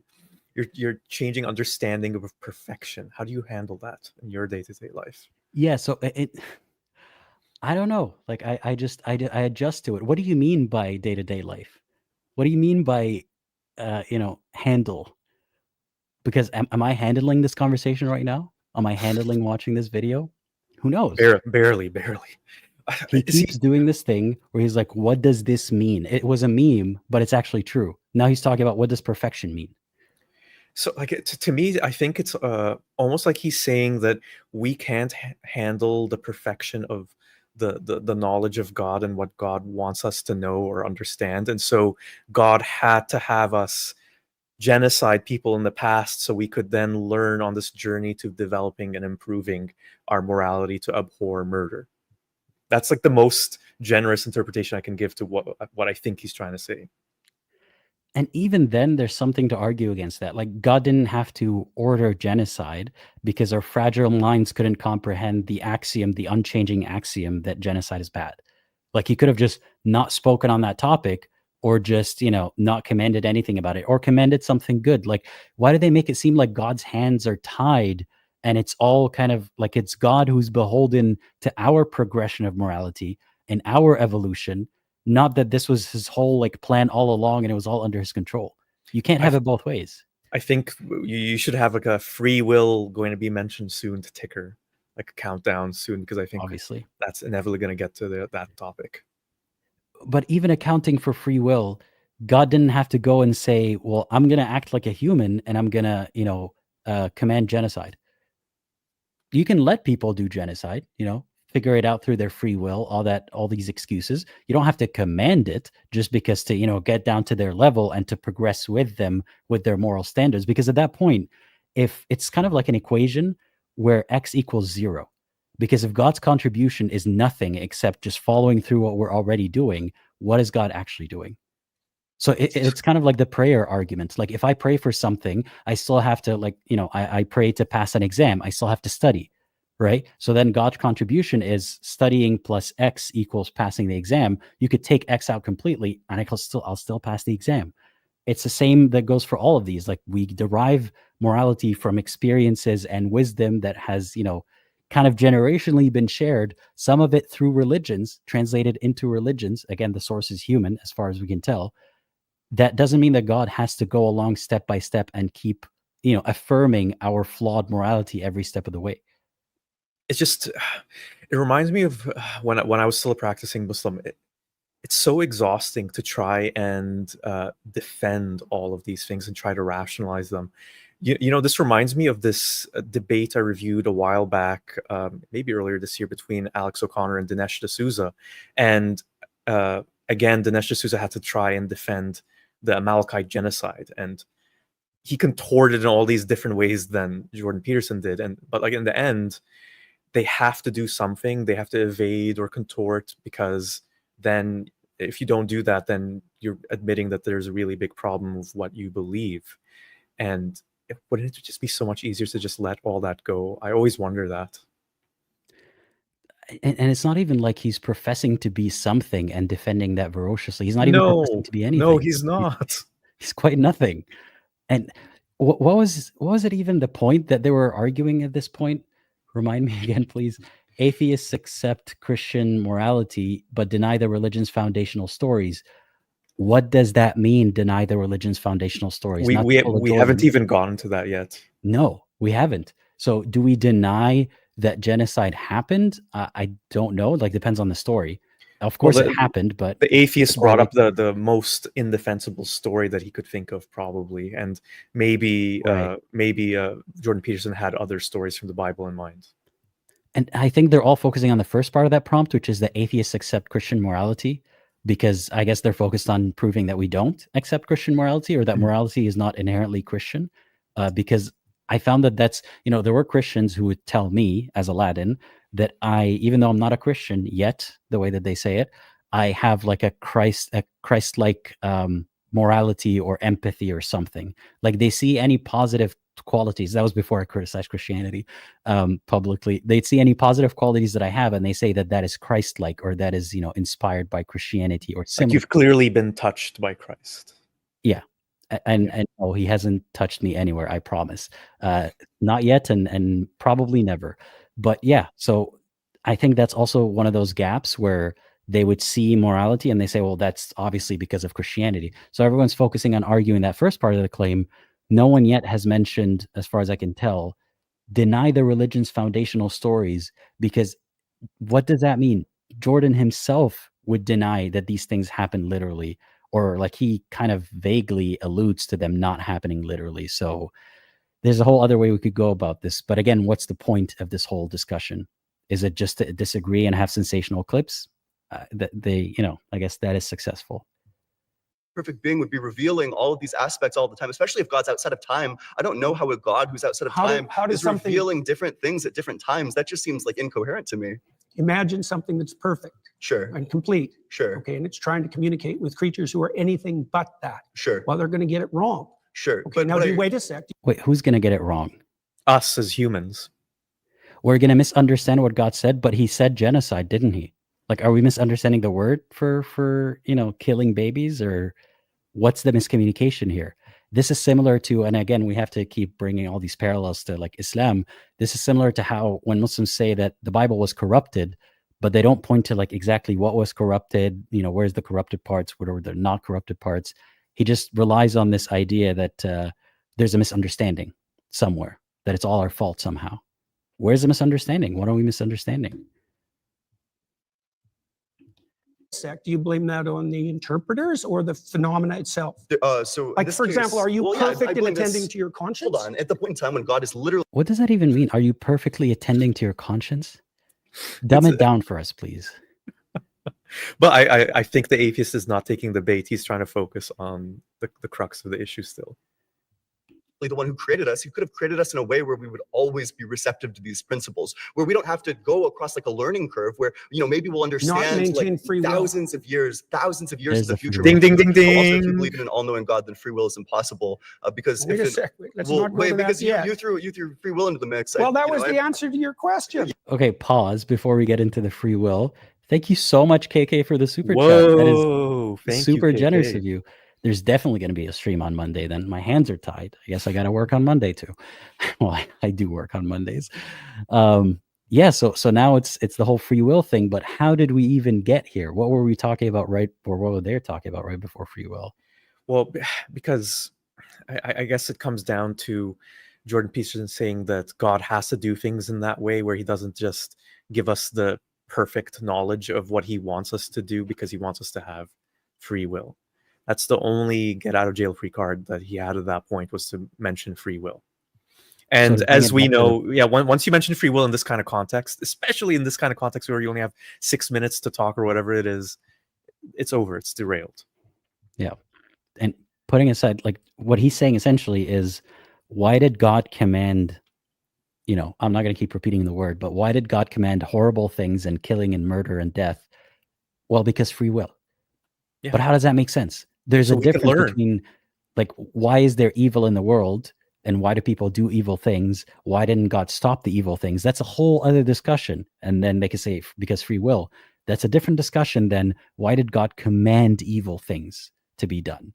You can't say free will in that case. Yeah, and you said, why wouldn't God? Well, you know, it's 1,000 years of deep thinking philosophers would disagree with you. But and just name dropped 1,000 years of philosophers without having to name drop them. That's master level name dropping right there. That's the appeal to ad populum fallacy. The appeal to popularity, I guess. Appeal to authority, maybe, because they're authority as well. Yeah, like there's so many philosophers who agree with me, but there's so many philosophers who disagree with you. There's 20 people right now around you who disagree with you. Does that mean anything? Does that mean they're all right? They're all young enough to be as kids, though, so maybe not. Right. And 1,000 years of, or at least like the last 50 years of philosophers would disagree with you. These analytic philosophers, people like Graham Oppie make arguments about the incompatibility of omniscience and free will, that if God created this world, if he chose this world instead of that world, then he makes it causally inevitable every single action that you were going to make. If he made a world where we were just electrons in love, then none of this would have happened. But by making us in this world, knowing exactly what's going to happen in the future, it makes all of those events inevitable, which means that they're all causally determined, which means that we have no free will if you believe in an all-good God or an all-knowing God that made everything. Well, have it your way. Okay, cool. So then the free will theodicy fails. Well, it fails for you. That doesn't mean you've disproved it. I mean, you tried to make the argument? Yes, you tried to make a case for a causally deterministic universe. I don't think there's any evidence for that at all. Do you think that God could have created a different universe than the one that he created? I have no idea. Okay, so then there's going to be a double bind, right? So either he couldn't have done it, in which case he lacks a power, or he could have done it, in which case we don't have free will, because he chose this world instead of that world, making the events of this world instead of that world inevitable with his infallible knowledge. I don't understand where you're headed. Well, it just means that the free will defense fails. Like all this, under your view, if you want to have it fail, no problem. I don't know why it's relevant to the issue. Do you acknowledge that under your view? You mentioned free will. What do you mean? Like, if you want it to fail, that's fine.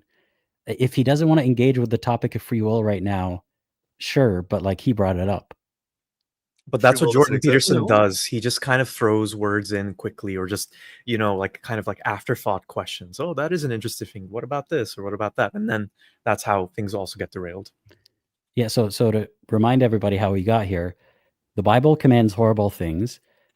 Lots of obfuscation goes on. And then Jordan Peterson says free will. And then the atheist is trying to argue that, there is no free will if the universe is deterministic, if God could have created a different universe, but he didn't, and so on and so forth. Jordan says, agree to disagree. That's just your opinion, man. And then the atheist says, well, doesn't that mean that like, if I'm right, then that kind of bolsters my argument? And he's like, I don't see the relevance of free will. You brought up free will. No. Oh, then do you want to respond to the argument?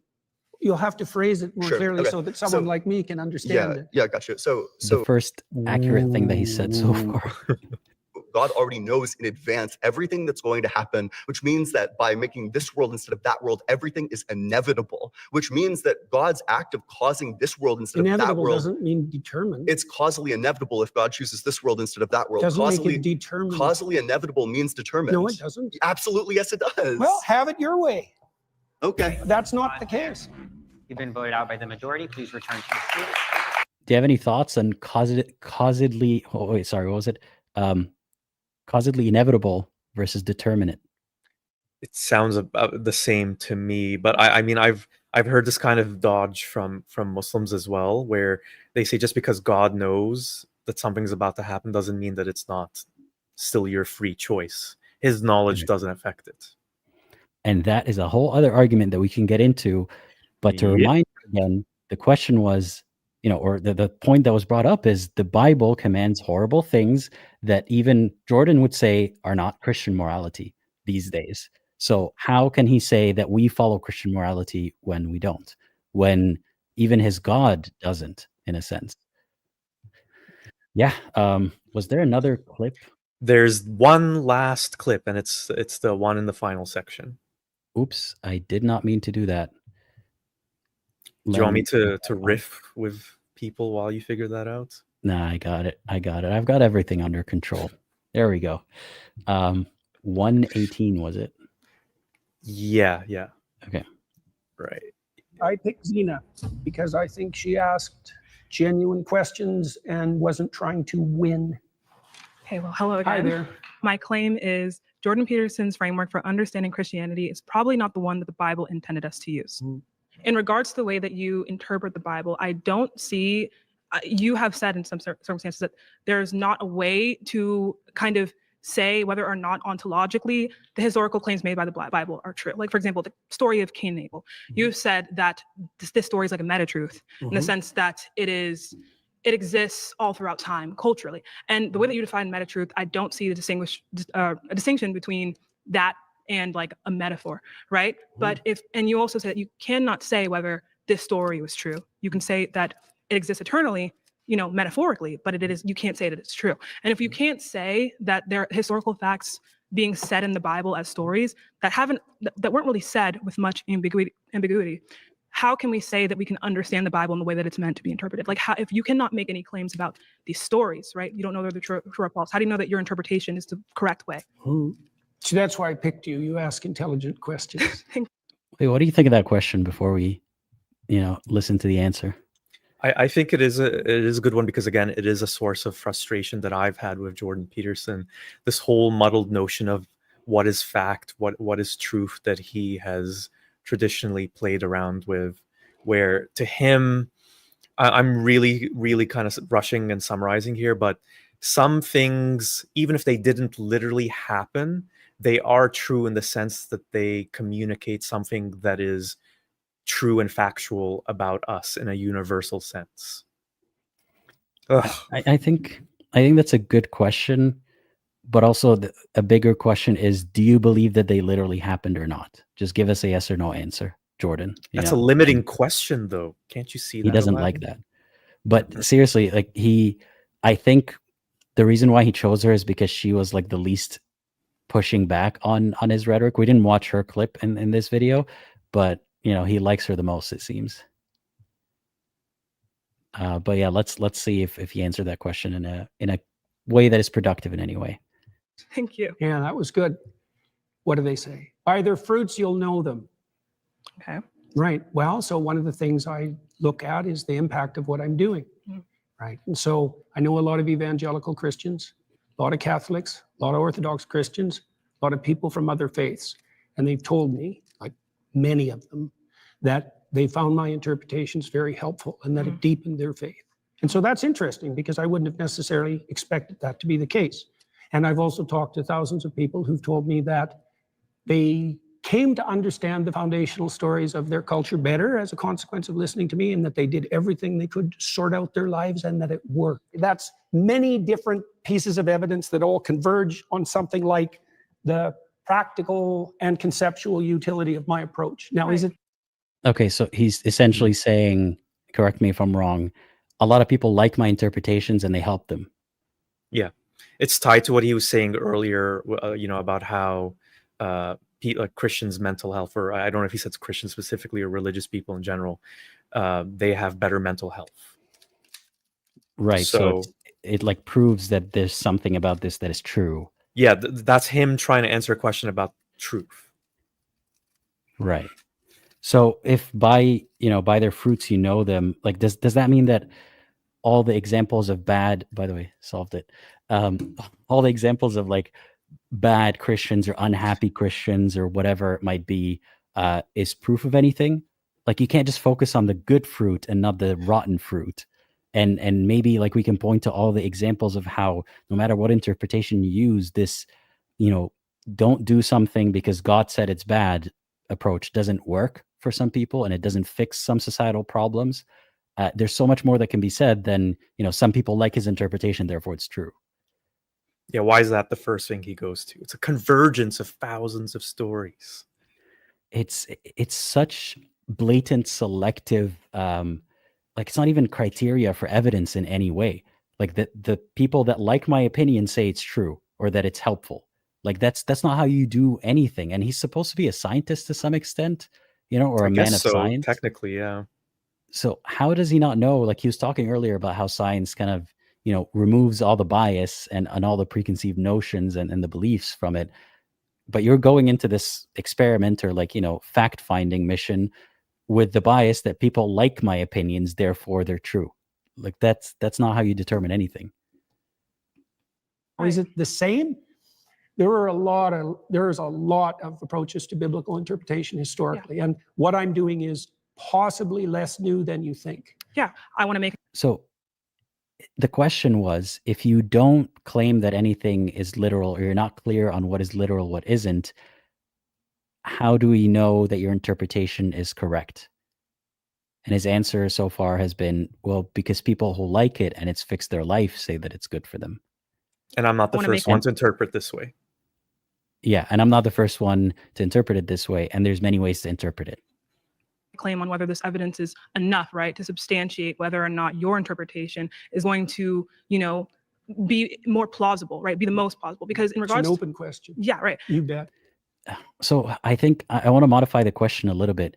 The claim is that there is a God, and that God has sent this message one way or another through inspiration or a divine book in the case of Islam, not literal words of God, and that they're not just helpful, but God had an intention behind what they meant. So what she is essentially asking is, which is closest, you think, to God's intention, or how do you determine that any of these meanings are close to God's intention? I don't think that the method is how well it suits us or how well the audience receives it. If God is real, we should be able to determine what he meant. And like, if you were to publish a book and people are confused about what it means, isn't it wise for you to publish a second version or a revision that addresses all of that? Maybe a translation in another language, maybe multiple translations, do videos, commentary on it. There's so many ways that you can have the intended meaning out there. But instead, God's method, according to like Jordan and people who believe in that kind of God, is these cryptic messages and maybe miracles and maybe stories that did or didn't happen, and like many interpretations, and whether or not it works for you, that's how you determine, is that what God meant? I don't like that. And the writer's perfect too. The writer's perfect. Yeah. When you factor that in, then it has to be our fault, no matter what. Yeah. Christians get really upset when we ask this question this way. Summon OK asks, why did God send his son, who is also God himself, but in human form, to die to save us from himself? And I'm sure Christian will try in the comments to answer it better than I could. They think it's a reductive way of putting it. I think it's getting to the meat of the problem here. Or like, sure, there's a lot more layers to it than that, but that is literally what happened, isn't it? Yeah, but anyway, let's get back to the video. So in regards to how we interpret the Bible and how we see the Bible, something can add value to someone's life. An interpretation can add value to someone's life. Interpretation can connect you to your conception of what your faith is. But if it's the quote unquote interpretation that God does not intend, that can lead to a plethora. That's certainly the case. That's why the medieval Christians were so concerned about heresy. Exactly. Yeah, because they felt, and that's why the Catholics objected so much to the Protestant Reformation, because they believed that the fractionation of Christianity would result in an indefinite fractionation, right? Well, and that's exactly what's happened. Right. So yeah. He likes to agree and give examples, but not actually engage with the point. Like, okay, you're giving examples of people who are concerned that, interpretations aren't what God meant. Yeah, that's definitely a problem. I think one of the foundational principles, for example, there's a foundational principle in the Old Testament of hospitality, right? So what you want to do if you set up your local environment properly is to make it welcoming to people voluntarily. And so one of the ways you could judge the validity of the interpretation of a classic story is whether or not that interpretation might be regarded by someone as welcoming. Does that represent something you'd actually like to have if you were acting in your own interest in the long run? Right. And we can talk. So using that criteria, there's so many things in the Bible that, people would not find welcoming or wise or helpful or fair. Does that mean that we are the judge of whether or not an interpretation is what God meant? And also, I don't think it makes sense in terms of, I guess it depends on what utility you get from things, but you could argue that a fascist could look at the Bible and take from it certain things that would benefit them and that would give them the most, utility or whatever things that they're looking for. And guess what? Historically, that has happened in the past, which is why there's a huge problem with following the Bible in that way. But he'll say that is free will. That is the problem of flawed humans. And obviously flawed humans are going to misunderstand the perfect God and the perfect But he knows the correct way. It's very easy. It is beyond like even breaking a sweat for that conceptually hypothetical perfect God to explain exactly what it meant by exactly every single verse, to even have an appointed Bible or Quran or whatever interpreter for every single soul on earth perpetually. It's very doable. Like you can start a hotline right now using artificial intelligence and a bunch of tools to correct people's misunderstandings of a book that you wrote. You could do that with some money and technology. You could do that. God is capable of doing that in perpetuity, forever, but he doesn't. And to a lot of us, that is just a sign that he is not real, that this is all just a story. It's a lot less far-fetched than he does exist, and he just watches as people misunderstand, and the good ones are not going to misunderstand. It makes no sense. we can talk about that. Like do Protect you from fear might be another one. exactly. So we can talk about like how these interpretations of the Bible, like if they kind of resonate with us. And I think, but I do, and I think that can in some case be some kind of like evidence. Oh, this might be true, but I think we need to ask: is evidence damning? Right? Is this evidence certain? Right? So, but I do want to look at again the consequences and our understanding of this interpretation once more. So we look at again the story of Cain and Abel, and we say, yeah, so I believe this is a meta truth. I believe that this story is resonant throughout cultures. That is all true and dandy. And I'm sure that there is in some way, the story was put in here for the reason, right? To tell us about, fights between brothers. But also, you can't say I do know or I don't know that this story is false or true in an ontological, historical sense, as a historical fact. Were there two people like that were specifically referenced? Okay, I don't think that's knowable, but I'm not sure why it matters to you. So the reason why it matters to me is because we need to know how we should interpret the things that the Bible says, and the many ways. Right, but like if we interpret sometimes poetry, sometimes history, sometimes fact. That's not the question, Jordan. She wants to know, like, how do you know when to use which way? And essentially what he's saying is it's self-serving. Whatever way suits whatever meaning you're looking for, then that's how you use it. And you'll know the truth by something being good for you. Essentially, yes. If we interpret sometimes poetry, sometimes history, sometimes fact, but for example, metaphor. Sometimes history. So he does agree that to some extent, sometimes it is historically accurate. How do you know which parts are historically accurate and which parts aren't? Like, that's a problem. If it was all metaphor and poetry, that's one thing. But if there's also facts interlaced with that, then it becomes a problem. How do you know which one's which? Metaphor. The reason why it's important, right? Very important, is because, for example, we can talk about something like God says, I believe it's like 1 Corinthians 15, 17, something about how belief in God specifically as someone who resurrected or as someone who died for our sins is important, right? But we have to look at, if we can interpret that as just like, you have to believe that God is a symbol of sacrifice. That is different from believing that there was an actual person named Jesus Christ who died on the cross for our sins. True. So if you believe one and not the other, that can be the difference between you going to hell and you going to heaven. So if we cannot make, like, we cannot say that we know whether or not certain historical facts in the Bible happen, like even as just like events, like, because the events matter, because again, God dying for our sins on the cross was an event. If we can't say that we know these things happen, these things did or didn't happen, this then leads us to kind of like the conundrum of how do we know what we are meant to believe, what the Bible intended for us to believe, and this can be very, very important to like our fate. Do you see what I'm saying? I've got no disagreement with any of that. Excellent question.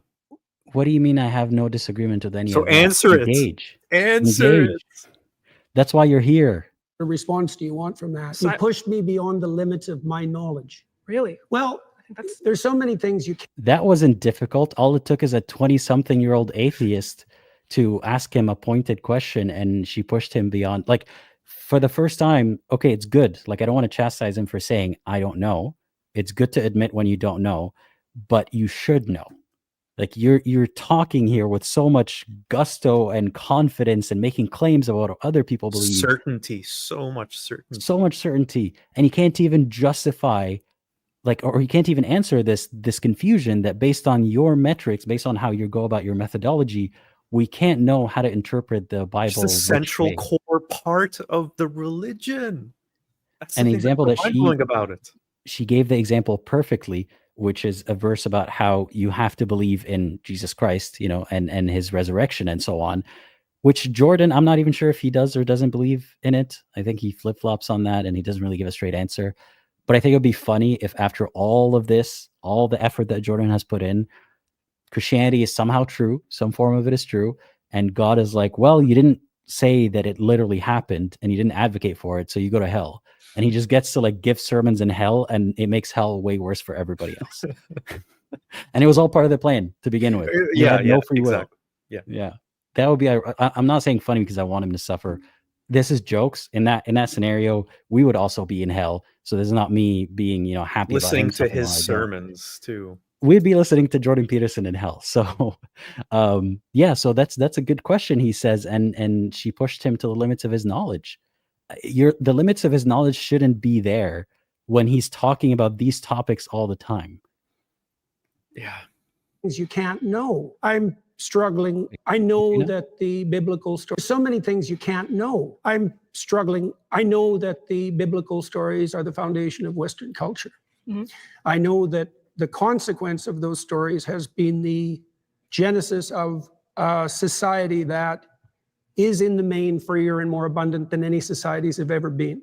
I don't exactly understand the relationship between those stories and that outcome, but it's not nothing. Right. But So he says he doesn't understand it, but it is a causal link, is what he claims. If you don't understand it, how can you say that it's a causal link, not a correlation? So you know what's the missing word here that he hasn't used? Faith. I think that's what a he'd lot be of Christians would crucified say. for saying faith to a bunch of atheists, but in a different Metaphorically, context. just to clarify. Yeah, metaphorically crucified. Yes, because we're not commanded by anybody to crucify anybody. But yeah, it's bizarre how he's behaving here. Hey, let's listen to him again. I don't know the relationship between those stories and that outcome, but it's not nothing. Right. So to translate, what he's saying is, Judeo-Christian values, that buzzword, essentially, it's because of Christianity somehow and these stories that now the Christian world, so to speak, or the Western world, he claims is built on Christian values, even though they've evolved so much. And he said himself, like the stories that they mentioned don't even fit within those values anymore. That somehow it's all caused by Christianity or these stories. And he says he doesn't understand the relationship, but it's something. It's something is a far cry from it's caused by. It's a causal link. He can't seem to conceive that there could be a correlation without causation here, which is like the story turned out to be this way. The story could, like, there are so many factors where the story could have been that the Eastern hemisphere is the dominant hemisphere in the world and actually the pinnacle of civilization, all that kind of stuff. The amount of factors that go into, what we see now as history, but into reality, is way more than any single person can compute. And nobody can point to one plague or one religion or one event and say, this is what built, this civilization. So we could have been having the same conversation with a Muslim Jordan Peterson now, where he's talking about how Islam and the golden age of Islam, which continued and resulted in more and more civilization and so on and so forth, is why the West is subjugated to the East. And I don't understand the link, but it's there. So maybe for a second, pause and think that if everything has been happening for so many factors that we can't even comprehend, you shouldn't be so arrogant as to point to the one thing that you like and say, this is the reason. This is the cause of morality and progress. Well said. Muslim Jordan Peterson sounds painful, is what Gasly said. I'm scared. I mean, is that any different from the Christian one? Does he not sound painful? But I don't know the answer to the questions that you're asking. It's the case. I wish they started off with that. I don't know the answers to the questions you're asking. Then why are you making assertions about what other people believe, Jordan? That forever, when people have been interpreting religious stories, they wrestled with exactly the question that you just described. Mm-hmm. When is it fact? When is it poetry? When is it music? When is it metaphor? When is it ritual? When is it time-bound? But what I'm saying is that your interpretation of the Bible, if you cannot tell us, again, if these historical events happened or not, that can be deciding factor in if someone is like damned to hell for eternity, or if they go to heaven, right? So that's why I don't concern myself so much with that particular question. That would be something. I don't think it should be a choice what questions you concern yourself with in a conversation with somebody else. Like, if you don't like the question, you just avoid it. That would stem more from an evangelical viewpoint, and I'm not putting that down, by the way. I don't. Notice how he had to say, "I'm not putting down evangelicals." They give me too much money. Yeah, I just can't. I'm not taking any sides here. No sides whatsoever, except to say that I'm not an atheist. That's the only side that he's taking. Otherwise, if you think I'm a Catholic, great. If you think I like evangelicals, that's great. But he's saying I don't concern myself with heaven and hell because I'm not evangelical. You're asking me a question I really can't answer. Okay. I'm not claiming even that my interpretations are canonically correct. I can only tell you the consequences of having released them into the world, let's say. Right. So I guess we've kind of come to a conclusion about that, which I've kind of wrestled with your framework and pushed it kind of to its end, at least in the way that you can answer my question. You go, girl. So I don't know that we can more wrestle with that. See, I guess the problem is, you see, I don't exactly understand. I don't think anybody does the relationship between fact and destiny. Ooh. What? Oh, JP strikes again. Wait. So he felt like he was cornered and he had to admit something, some deficiency in But him. he can't where concede at the end like that, the way she said it. No. Yeah, because she reiterated that I have pushed you beyond your limits. That Me, a mere hurt him. atheist. Yeah, a mere young 20-something-year-old atheist who could have been his student has pushed him beyond the limits. So his ego kicks in and he's like, but let me ask this super pure question. Can more wrestle with that. See, I guess the problem is, you see, I don't exactly understand. I don't think anybody does the relationship between fact and destiny. And this faux humility, this fake humility, I don't think anybody understands the relationship between fact and destiny. What are we even talking about here? You know, well, they're different realms in a way, because knowing what the world is made of doesn't help you navigate through it. Not really. It doesn't provide you with a foundation for navigation. But Irrelevant. Is he saying, translation, is he saying facts are not enough or not important because they won't help you have a foundation to live? So facts are not important? Is that what he's saying? In a sense, yeah, because there's like these foundational universal truths that are the things that guide us, that can't be boiled down to, did Jesus come out of the tomb resurrected, or whatever it happens to be.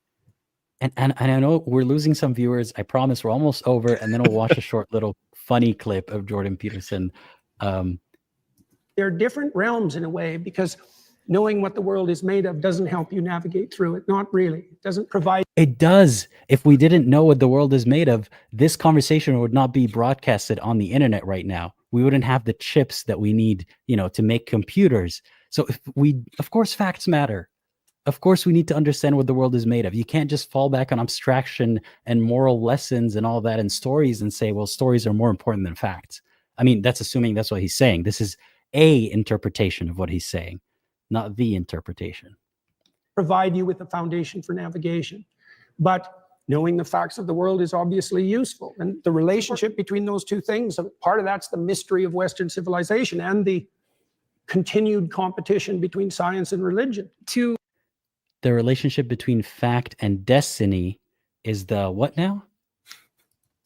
And the between those two things, part of that's the mystery of Western civilization. Part of the mystery of Western civilization is the relationship between facts and destiny. And the continued competition between science and religion. And the continued competition between science and religion. What the hell are we even talking about? Bridge this kind of. This was all because she said, I've pushed you beyond your limits. And so, yeah, even his capacity to communicate words also was pushed beyond his limits. I'd argue that was pushed since before they started talking. This kind of understanding between fact and destiny is like an important question that the burden is on Christianity to answer, and specifically interpretations of Christianity. And if we can't do that, why is the burden on Christianity? Because they're making the claims. Let's pause for a second here. Why is the burden on Christianity? How can you take this guy seriously? Like, if I were to pitch to you, my dear viewers, Islam right now and say, you don't understand Islam and it's not my job. The burden is not on me. Its truth is unknowable. It's a mystery. Also, facts are not even that important when you think about it. It's the relationship between facts and destiny. And that's how Islam is true. Or that's really important and fascinating, and nobody understands it. And also, it's not my job, and it's not Islam's job to prove itself to you. The onus doesn't fall on Islam. How seriously would you take me? Like, why are we listening to this guy? Because it posits, right, that this interpretation, right, is going to be a way to understand God. But if it's faulty, right, that can what evidence would you accept? That would be an interesting question, because I've seen people try to answer the question, and I've offered you no evidence. I've made the claim that it's not even Christianity's job to offer you evidence or prove itself. But what evidence would you accept? Yeah. Never really been moved, because I can always attack, and then again kind of gets to this point where the answer is I don't know. Well, here's an answer. Pause there. I'm sorry, that's time. Okay. All right. Well, thank you. Is that it? Well, I definitely picked the right person. Thank you. That was very good. I think he just gives Very some good. final I don't thoughts like on how it talking went. to win, but there were portions of all the conversation. I don't like talking to win, but there were portions of all the conversations that were truly productive. and that it's instructive for people to see the distinction between a debate that's aimed at local victory and dominance, let's say, even of ideas, and a discussion that's predicated on mutual exploration and establishment of like a harmonious understanding and peace. Jordan Peterson. On some level, I agree with what he said, but that's not an excuse to, like, that's not a summary of what just happened. You don't just get to say that wasn't a debate to win, therefore it was productive, it was great for everybody. That was the most sleazy bunch of nonsense from Jordan Peterson, where on the very rare occasion I would say, yeah, you know what, that I actually agree with that, but like, what's the connection with anything we're saying right now? But I agree with what he just said right now, which is, you know, debating to win is not really productive, but that doesn't mean that he was doing anything productive at any point. Yeah. Jordan Peterson, out of all of the kind of theists that are on the internet, he is one of the better ones in regards to just like being genuine as a person. But I do feel like he does a lot of... I think that's why he chose her, because she's like really glazing him a little bit too hard. I guess wordplay that can make it a little bit difficult and kind of just muddies the waters in regard to what we define as Christianity and atheism. Jordan Peterson, I credit to turning me into an atheist. I had a blast talking to him today. I think if the average person followed what Jordan Peterson said, they'd realize that fundamentally Jordan Peterson is not a Christian, in fact, uses many atheistic principles, and operated under bad faith by seeming to forget what basic words meant when he didn't want to answer a question. Completely agree with that. Yep. And Zena was, you know, she did criticize him a little bit about the whole definitions thing, but like to say that he's like the most genuous, I think is what she said. Yeah. Christian apologist. The guy won't even say that he's Christian. How is he genuous? He's ingenuous. He's extremely ingenuous. Definitions can kind of shift a little bit depending on the moment. And I think that he wasn't afraid to flex that definitional muscle. I felt really good about our conversation. That is a very polite way to put it. Yeah. Flex that definitional muscle. I gotta plagiarize that. Very That's pretty correct, good. Fee, thank you for the super chat. Asks, does he mean material facts don't define morality? I don't know what Jordan Peterson means. You have to ask Jordan Peterson. But I think he was trying to say, from my interpretation, is that facts aren't all that important, you know? So that's all I can interpret from what he said. And I thought that it... Not all of it. That's the angle that I've interpreted from what he said. That definitional muscle. I felt really good about our conversation. I thought that it highlighted some key issues in Jordan Peterson's theology. I hope he reflects on these issues and maybe deepens his perspective on them in the future. With Zena, she was able to build up such a rapport that he chose her in the end, and they were able to have an extended dialogue, which is something I had hoped for. So maybe I learned a little something from Zena about being more cordial. It's extreme. If there's anything I learned from Zena, is that, you know, being polite to Jordan Peterson goes a long way in his and being, not just being polite, but being overly polite and letting him, you know, do things that you can't do in the conversation. It's not even a mutual politeness. Putting him on a pedestal is what gets him to want to talk to you again, I think. Gasly says Zena is at the top of the JP hierarchy. Well done, Gasly. That's my favorite comment so far. But does he worship her? I don't think so. Who ended up prevailing in the community leaderboard? Oh no, I'm like 31st now. 34th. Yeah, you're slipping. You're slipping. Wow. So for those who don't know, there's a community leaderboard. Let me see if I can share that somehow. I guess give a shout out to the people who are on the community leaderboard. Let's see. Oh, it looks like it's Kat. Kat is number 1. There we go. So I'm putting it on screen right now. I've got Kat, number 1. Thank you, Kat, for, I don't know, being a participant. I guess that's how you get up on the leaderboard, for participating so much. Moi Mimi? Am I reading that right? This is number 2. Shaddy is number 3. Moi Mimi. That's true. Yeah, so there's a bunch of people on the leaderboard. Everybody else gets a shout out too. I'm just not going to read it right now. If you want to get on the leaderboard, just, you know, participate, be part of the conversation. Thank you, everybody who does, and everybody else who's not on the leaderboard yet, but someday will be. Let me share the screen one last time to show you this little funny short clip that I found of Jordan Peterson, because now my algorithm keeps feeding me Jordan Peterson videos against my will. See what you did to yourself there? Yeah. I'm going to talk about this Lucifer idea. So Lucifer is the morning star, and he's the angel of the untrammeled intellect. That's how he's portrayed in Milton, right? And he's allied in some strange way with the serpent in the Garden of Eden. If I might just interject, if he's the morning star, what do you do in the morning after the morning star rises? You wake up. Right. Woke. Right. Okay, so I wanted. I don't know if you guys caught that, but the other guy, I don't know the guys, I don't care, was saying like Lucifer wakes up, he's the morning star, or like you wake up in the morning, woke, therefore woke. I don't know if Jordan gave him any pushback after that. The clip is clipped, but he's just like, right, yes. I can see that that's a interpretation of the story. One of many potential interpretations. One of many. And I'm sorry, I don't mean to clown on Jordan Peterson so hard, but like he's kind of bringing this upon himself when he makes ostentatious claims, when he is so confident.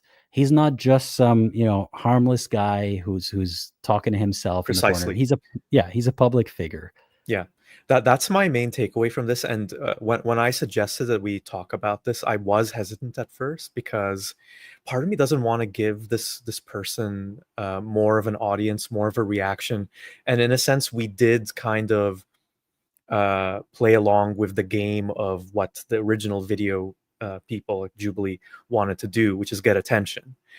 And the thing is, though, I don't find Jordan Peterson interesting personally. I don't find him fascinating. I don't think he has much to say on the subject of religion that's that interesting. But what I think is interesting is that he has such a big platform and that he does resonate with so many people. And I think that's why I thought in the end it was worth talking about. Because like you said, it isn't just some person, whatever. Like, I'm sure there's tons of people like him who say things like him. They have like a blog that nobody reads or a podcast nobody listens to. But what does it say about our society that this is someone who, as you mentioned, has had many major issues in his life and has published 2 self-help books? I think 2 at this point, maybe more. 12 rules, 12 more rules. I don't even know how many rules there are now. And to be extra clear, again, we're not saying you can't have personal issues in your life or you can't have mental health struggles or would use that as a point against you. But when you keep claiming that nobody could be an atheist or a nihilist or not worship anything without having mental health issues, while you have mental health issues and your antidote is not working, that is hypocrisy. That's the hypocrisy that's the problem. Yeah. So it's not a point against him. Glaring. It's a glaring point, yes. Him being depressed, him going through depression, him having, problems in his life is not on its own, a gotcha or anything. We have that too. I go through that too. But they weaponize, like he's weaponizing those struggles, which means that, he kind of deserves to have it thrown back at him, but we're not even throwing it back in the same way. He weaponizes that to say that if you're not worshiping something, you're going to be confused, you're going to be miserable. Then, why don't you lead by example? Why don't you lift yourself out of the misery and the confusion and then come tell us what you believe in and how it helped you with specific, methods, with specific terms, without so much ambiguity. I never really was a fan of Jordan, never really actually, I've tried to engage with his content even before the whole religion stuff, just him talking about, cleaning up your room. There's some nuggets of wisdom there, but there always will be, or else it wouldn't resonate with anyone. Yeah, but even it's a lot of stuff you can find anywhere. Twice a day. There's so much simple stuff. Yeah, having an organized desk helps me think and write better. Duh. So yeah, don't let the kernel of truth in things kind of misguide you to thinking that this person is wise about everything or has the access to the truth about everything. Even us too on the stream right now, if we start spouting nonsense about anything or even what seem like reasonable views, you still should be doing your due diligence of thinking about it, of revising your beliefs. You don't just adopt what somebody says. And don't think that someone is smart because they keep using complicated words, which is funny because I've had that said about me, that I sound pompous because I use big words. But put me next to Jordan Peterson and I sound like a 3rd grader in comparison. So yeah, you can use big words, but not when they're not even necessary. Not when you make it harder for people to understand what the hell your point is. So yeah, why I don't like Jordan in a summary is because He doesn't even say what he means. He doesn't know what he means. He tries to make you feel stupid or less than, or like you're missing out because you're not understanding what he means, and his fans feel the same way. I think it's a whole lot of nonsense, and hopefully today's video demonstrated that. Yeah, and one last thing I wanted to ask you before we hop off. What were your thoughts on the format of this sort of debate? I kind of shared my thoughts in the beginning, but I wanted to hear yours. I don't like it. It's sensational. It's good for clicks and views and stuff. So the question becomes, is it all for the greater good if it gets more people interested in the topic? Like, is that the compromise here? Is like using clickbait good as long as people get to watch the content? It's that same old question. But overall, if you have such a big platform, like they got there because of using these formats. So it would be difficult for them to pivot to a more nuanced, more productive format and keep the attention that they have. And, you know, social media and capitalism is all about growth. So if they're not growing, they're shrinking and they're dying. So of course, they're going to keep using the things that work. But if we're talking purely, would I have wished to see this discussion done in a different format? Absolutely, yes. Maybe with like 1 or 2 people at a time, or like 1 at a time, but 1 or 2 candidates, not 20 who have to run to the chair to only get 6 minutes in, if anything. Absurd. Yeah. I would have liked maybe to see Ian speak with him further, because even though it was contentious, I think Ian was doing it in at least, you know, like he wasn't being as deferential as Zena was. Mm-hmm. And he was challenging him, I think, at like a very vulnerable point. So I would have been interested in seeing that go on a bit longer. Yeah. And you know, the person in me who's like tired of Jordan Peterson's nonsense wants to see, what was his name? Danny? Was it Danny? Danny. Just Danny absolutely go, you know, head to head with him for like 10 minutes, moderated even, you know, not to just one steamroll over the other, but actually make Jordan Peterson sit down and answer that. But obviously that's not the most productive way. It's just cathartic, because it's about time that somebody actually spoke back to Jordan Peterson in his language. Amen. Yeah. And if there's anything that people can take from that video, I hope it's this. I personally hope to not watch anything related to him for a long time after this. I probably will not either. So yeah, no follow-ups on Jordan Peterson, but I am curious to see that video that people have suggested, that Danny giving the context behind, you know. What I'm actually interested in that too. I didn't know that he had done that. I don't think it makes it any better the way that he delivered it during the conversation. Like, it's not an excuse that he had context. He just, you know, you don't get to pull a Jordan Peterson and say context matters if the context isn't right there. But I'm still curious about it. But yeah, thanks for joining me. It was fun. Pleasure as always. Yeah. I think it was interesting to get your perspective, your spin on a few things after my first watch, because it's really hard to distill what he's trying to communicate, even if you're familiar with his style and approach. And what I was thinking when I was watching it this time was, imagine if you're someone who's new to all of this, maybe someone who's new to religion, even. It would be a bewildering experience to watch the video we just watched. Yeah, so let us know if you're one of those people. I want to know your thoughts. And before I forget, there's a super chat that I missed by Chris. Thank you for the super chat. Chris says, Chris's words, not mine, JP Weaseling is a byproduct of the practices/techniques of therapeutic psychology. He makes his opponents the subject of the conversation while not revealing his position, so he emerges as the hero. At first, I kind of disagreed with that, because I don't think psychology is about, you know, playing tricks on the client and, you know, trying to manipulate them. But I think I agree with some, you know, essence, I guess, of what they're saying here, is that there are skills that a therapist can use. I don't know if Jordan Peterson is a good therapist.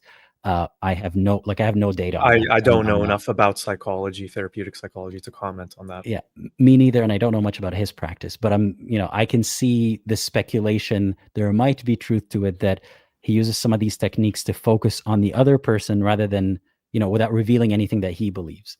In that sense, I can see the parallels there. But that's not a diss against psychologists or anything. I don't think a psychologist is supposed to, or a therapist is supposed to tell you how they feel about things. It's supposed to be about you. But in a two-way conversation, it's not about just the person that Jordan is speaking to. It's also about Jordan, but he doesn't want to admit his beliefs. But yeah, thanks again, everybody. And Thank you to the patrons, YouTube members, and donors who have propelled me to where I am today. I could not do this without you. Please, I need your continued support because there are big things coming, and I'll let you know as they progress. Thank you to everybody on this list and who's not on the list. And as always, think critically and think for yourself, and consider watching one of these videos next. You have free will, so choose whichever one you want.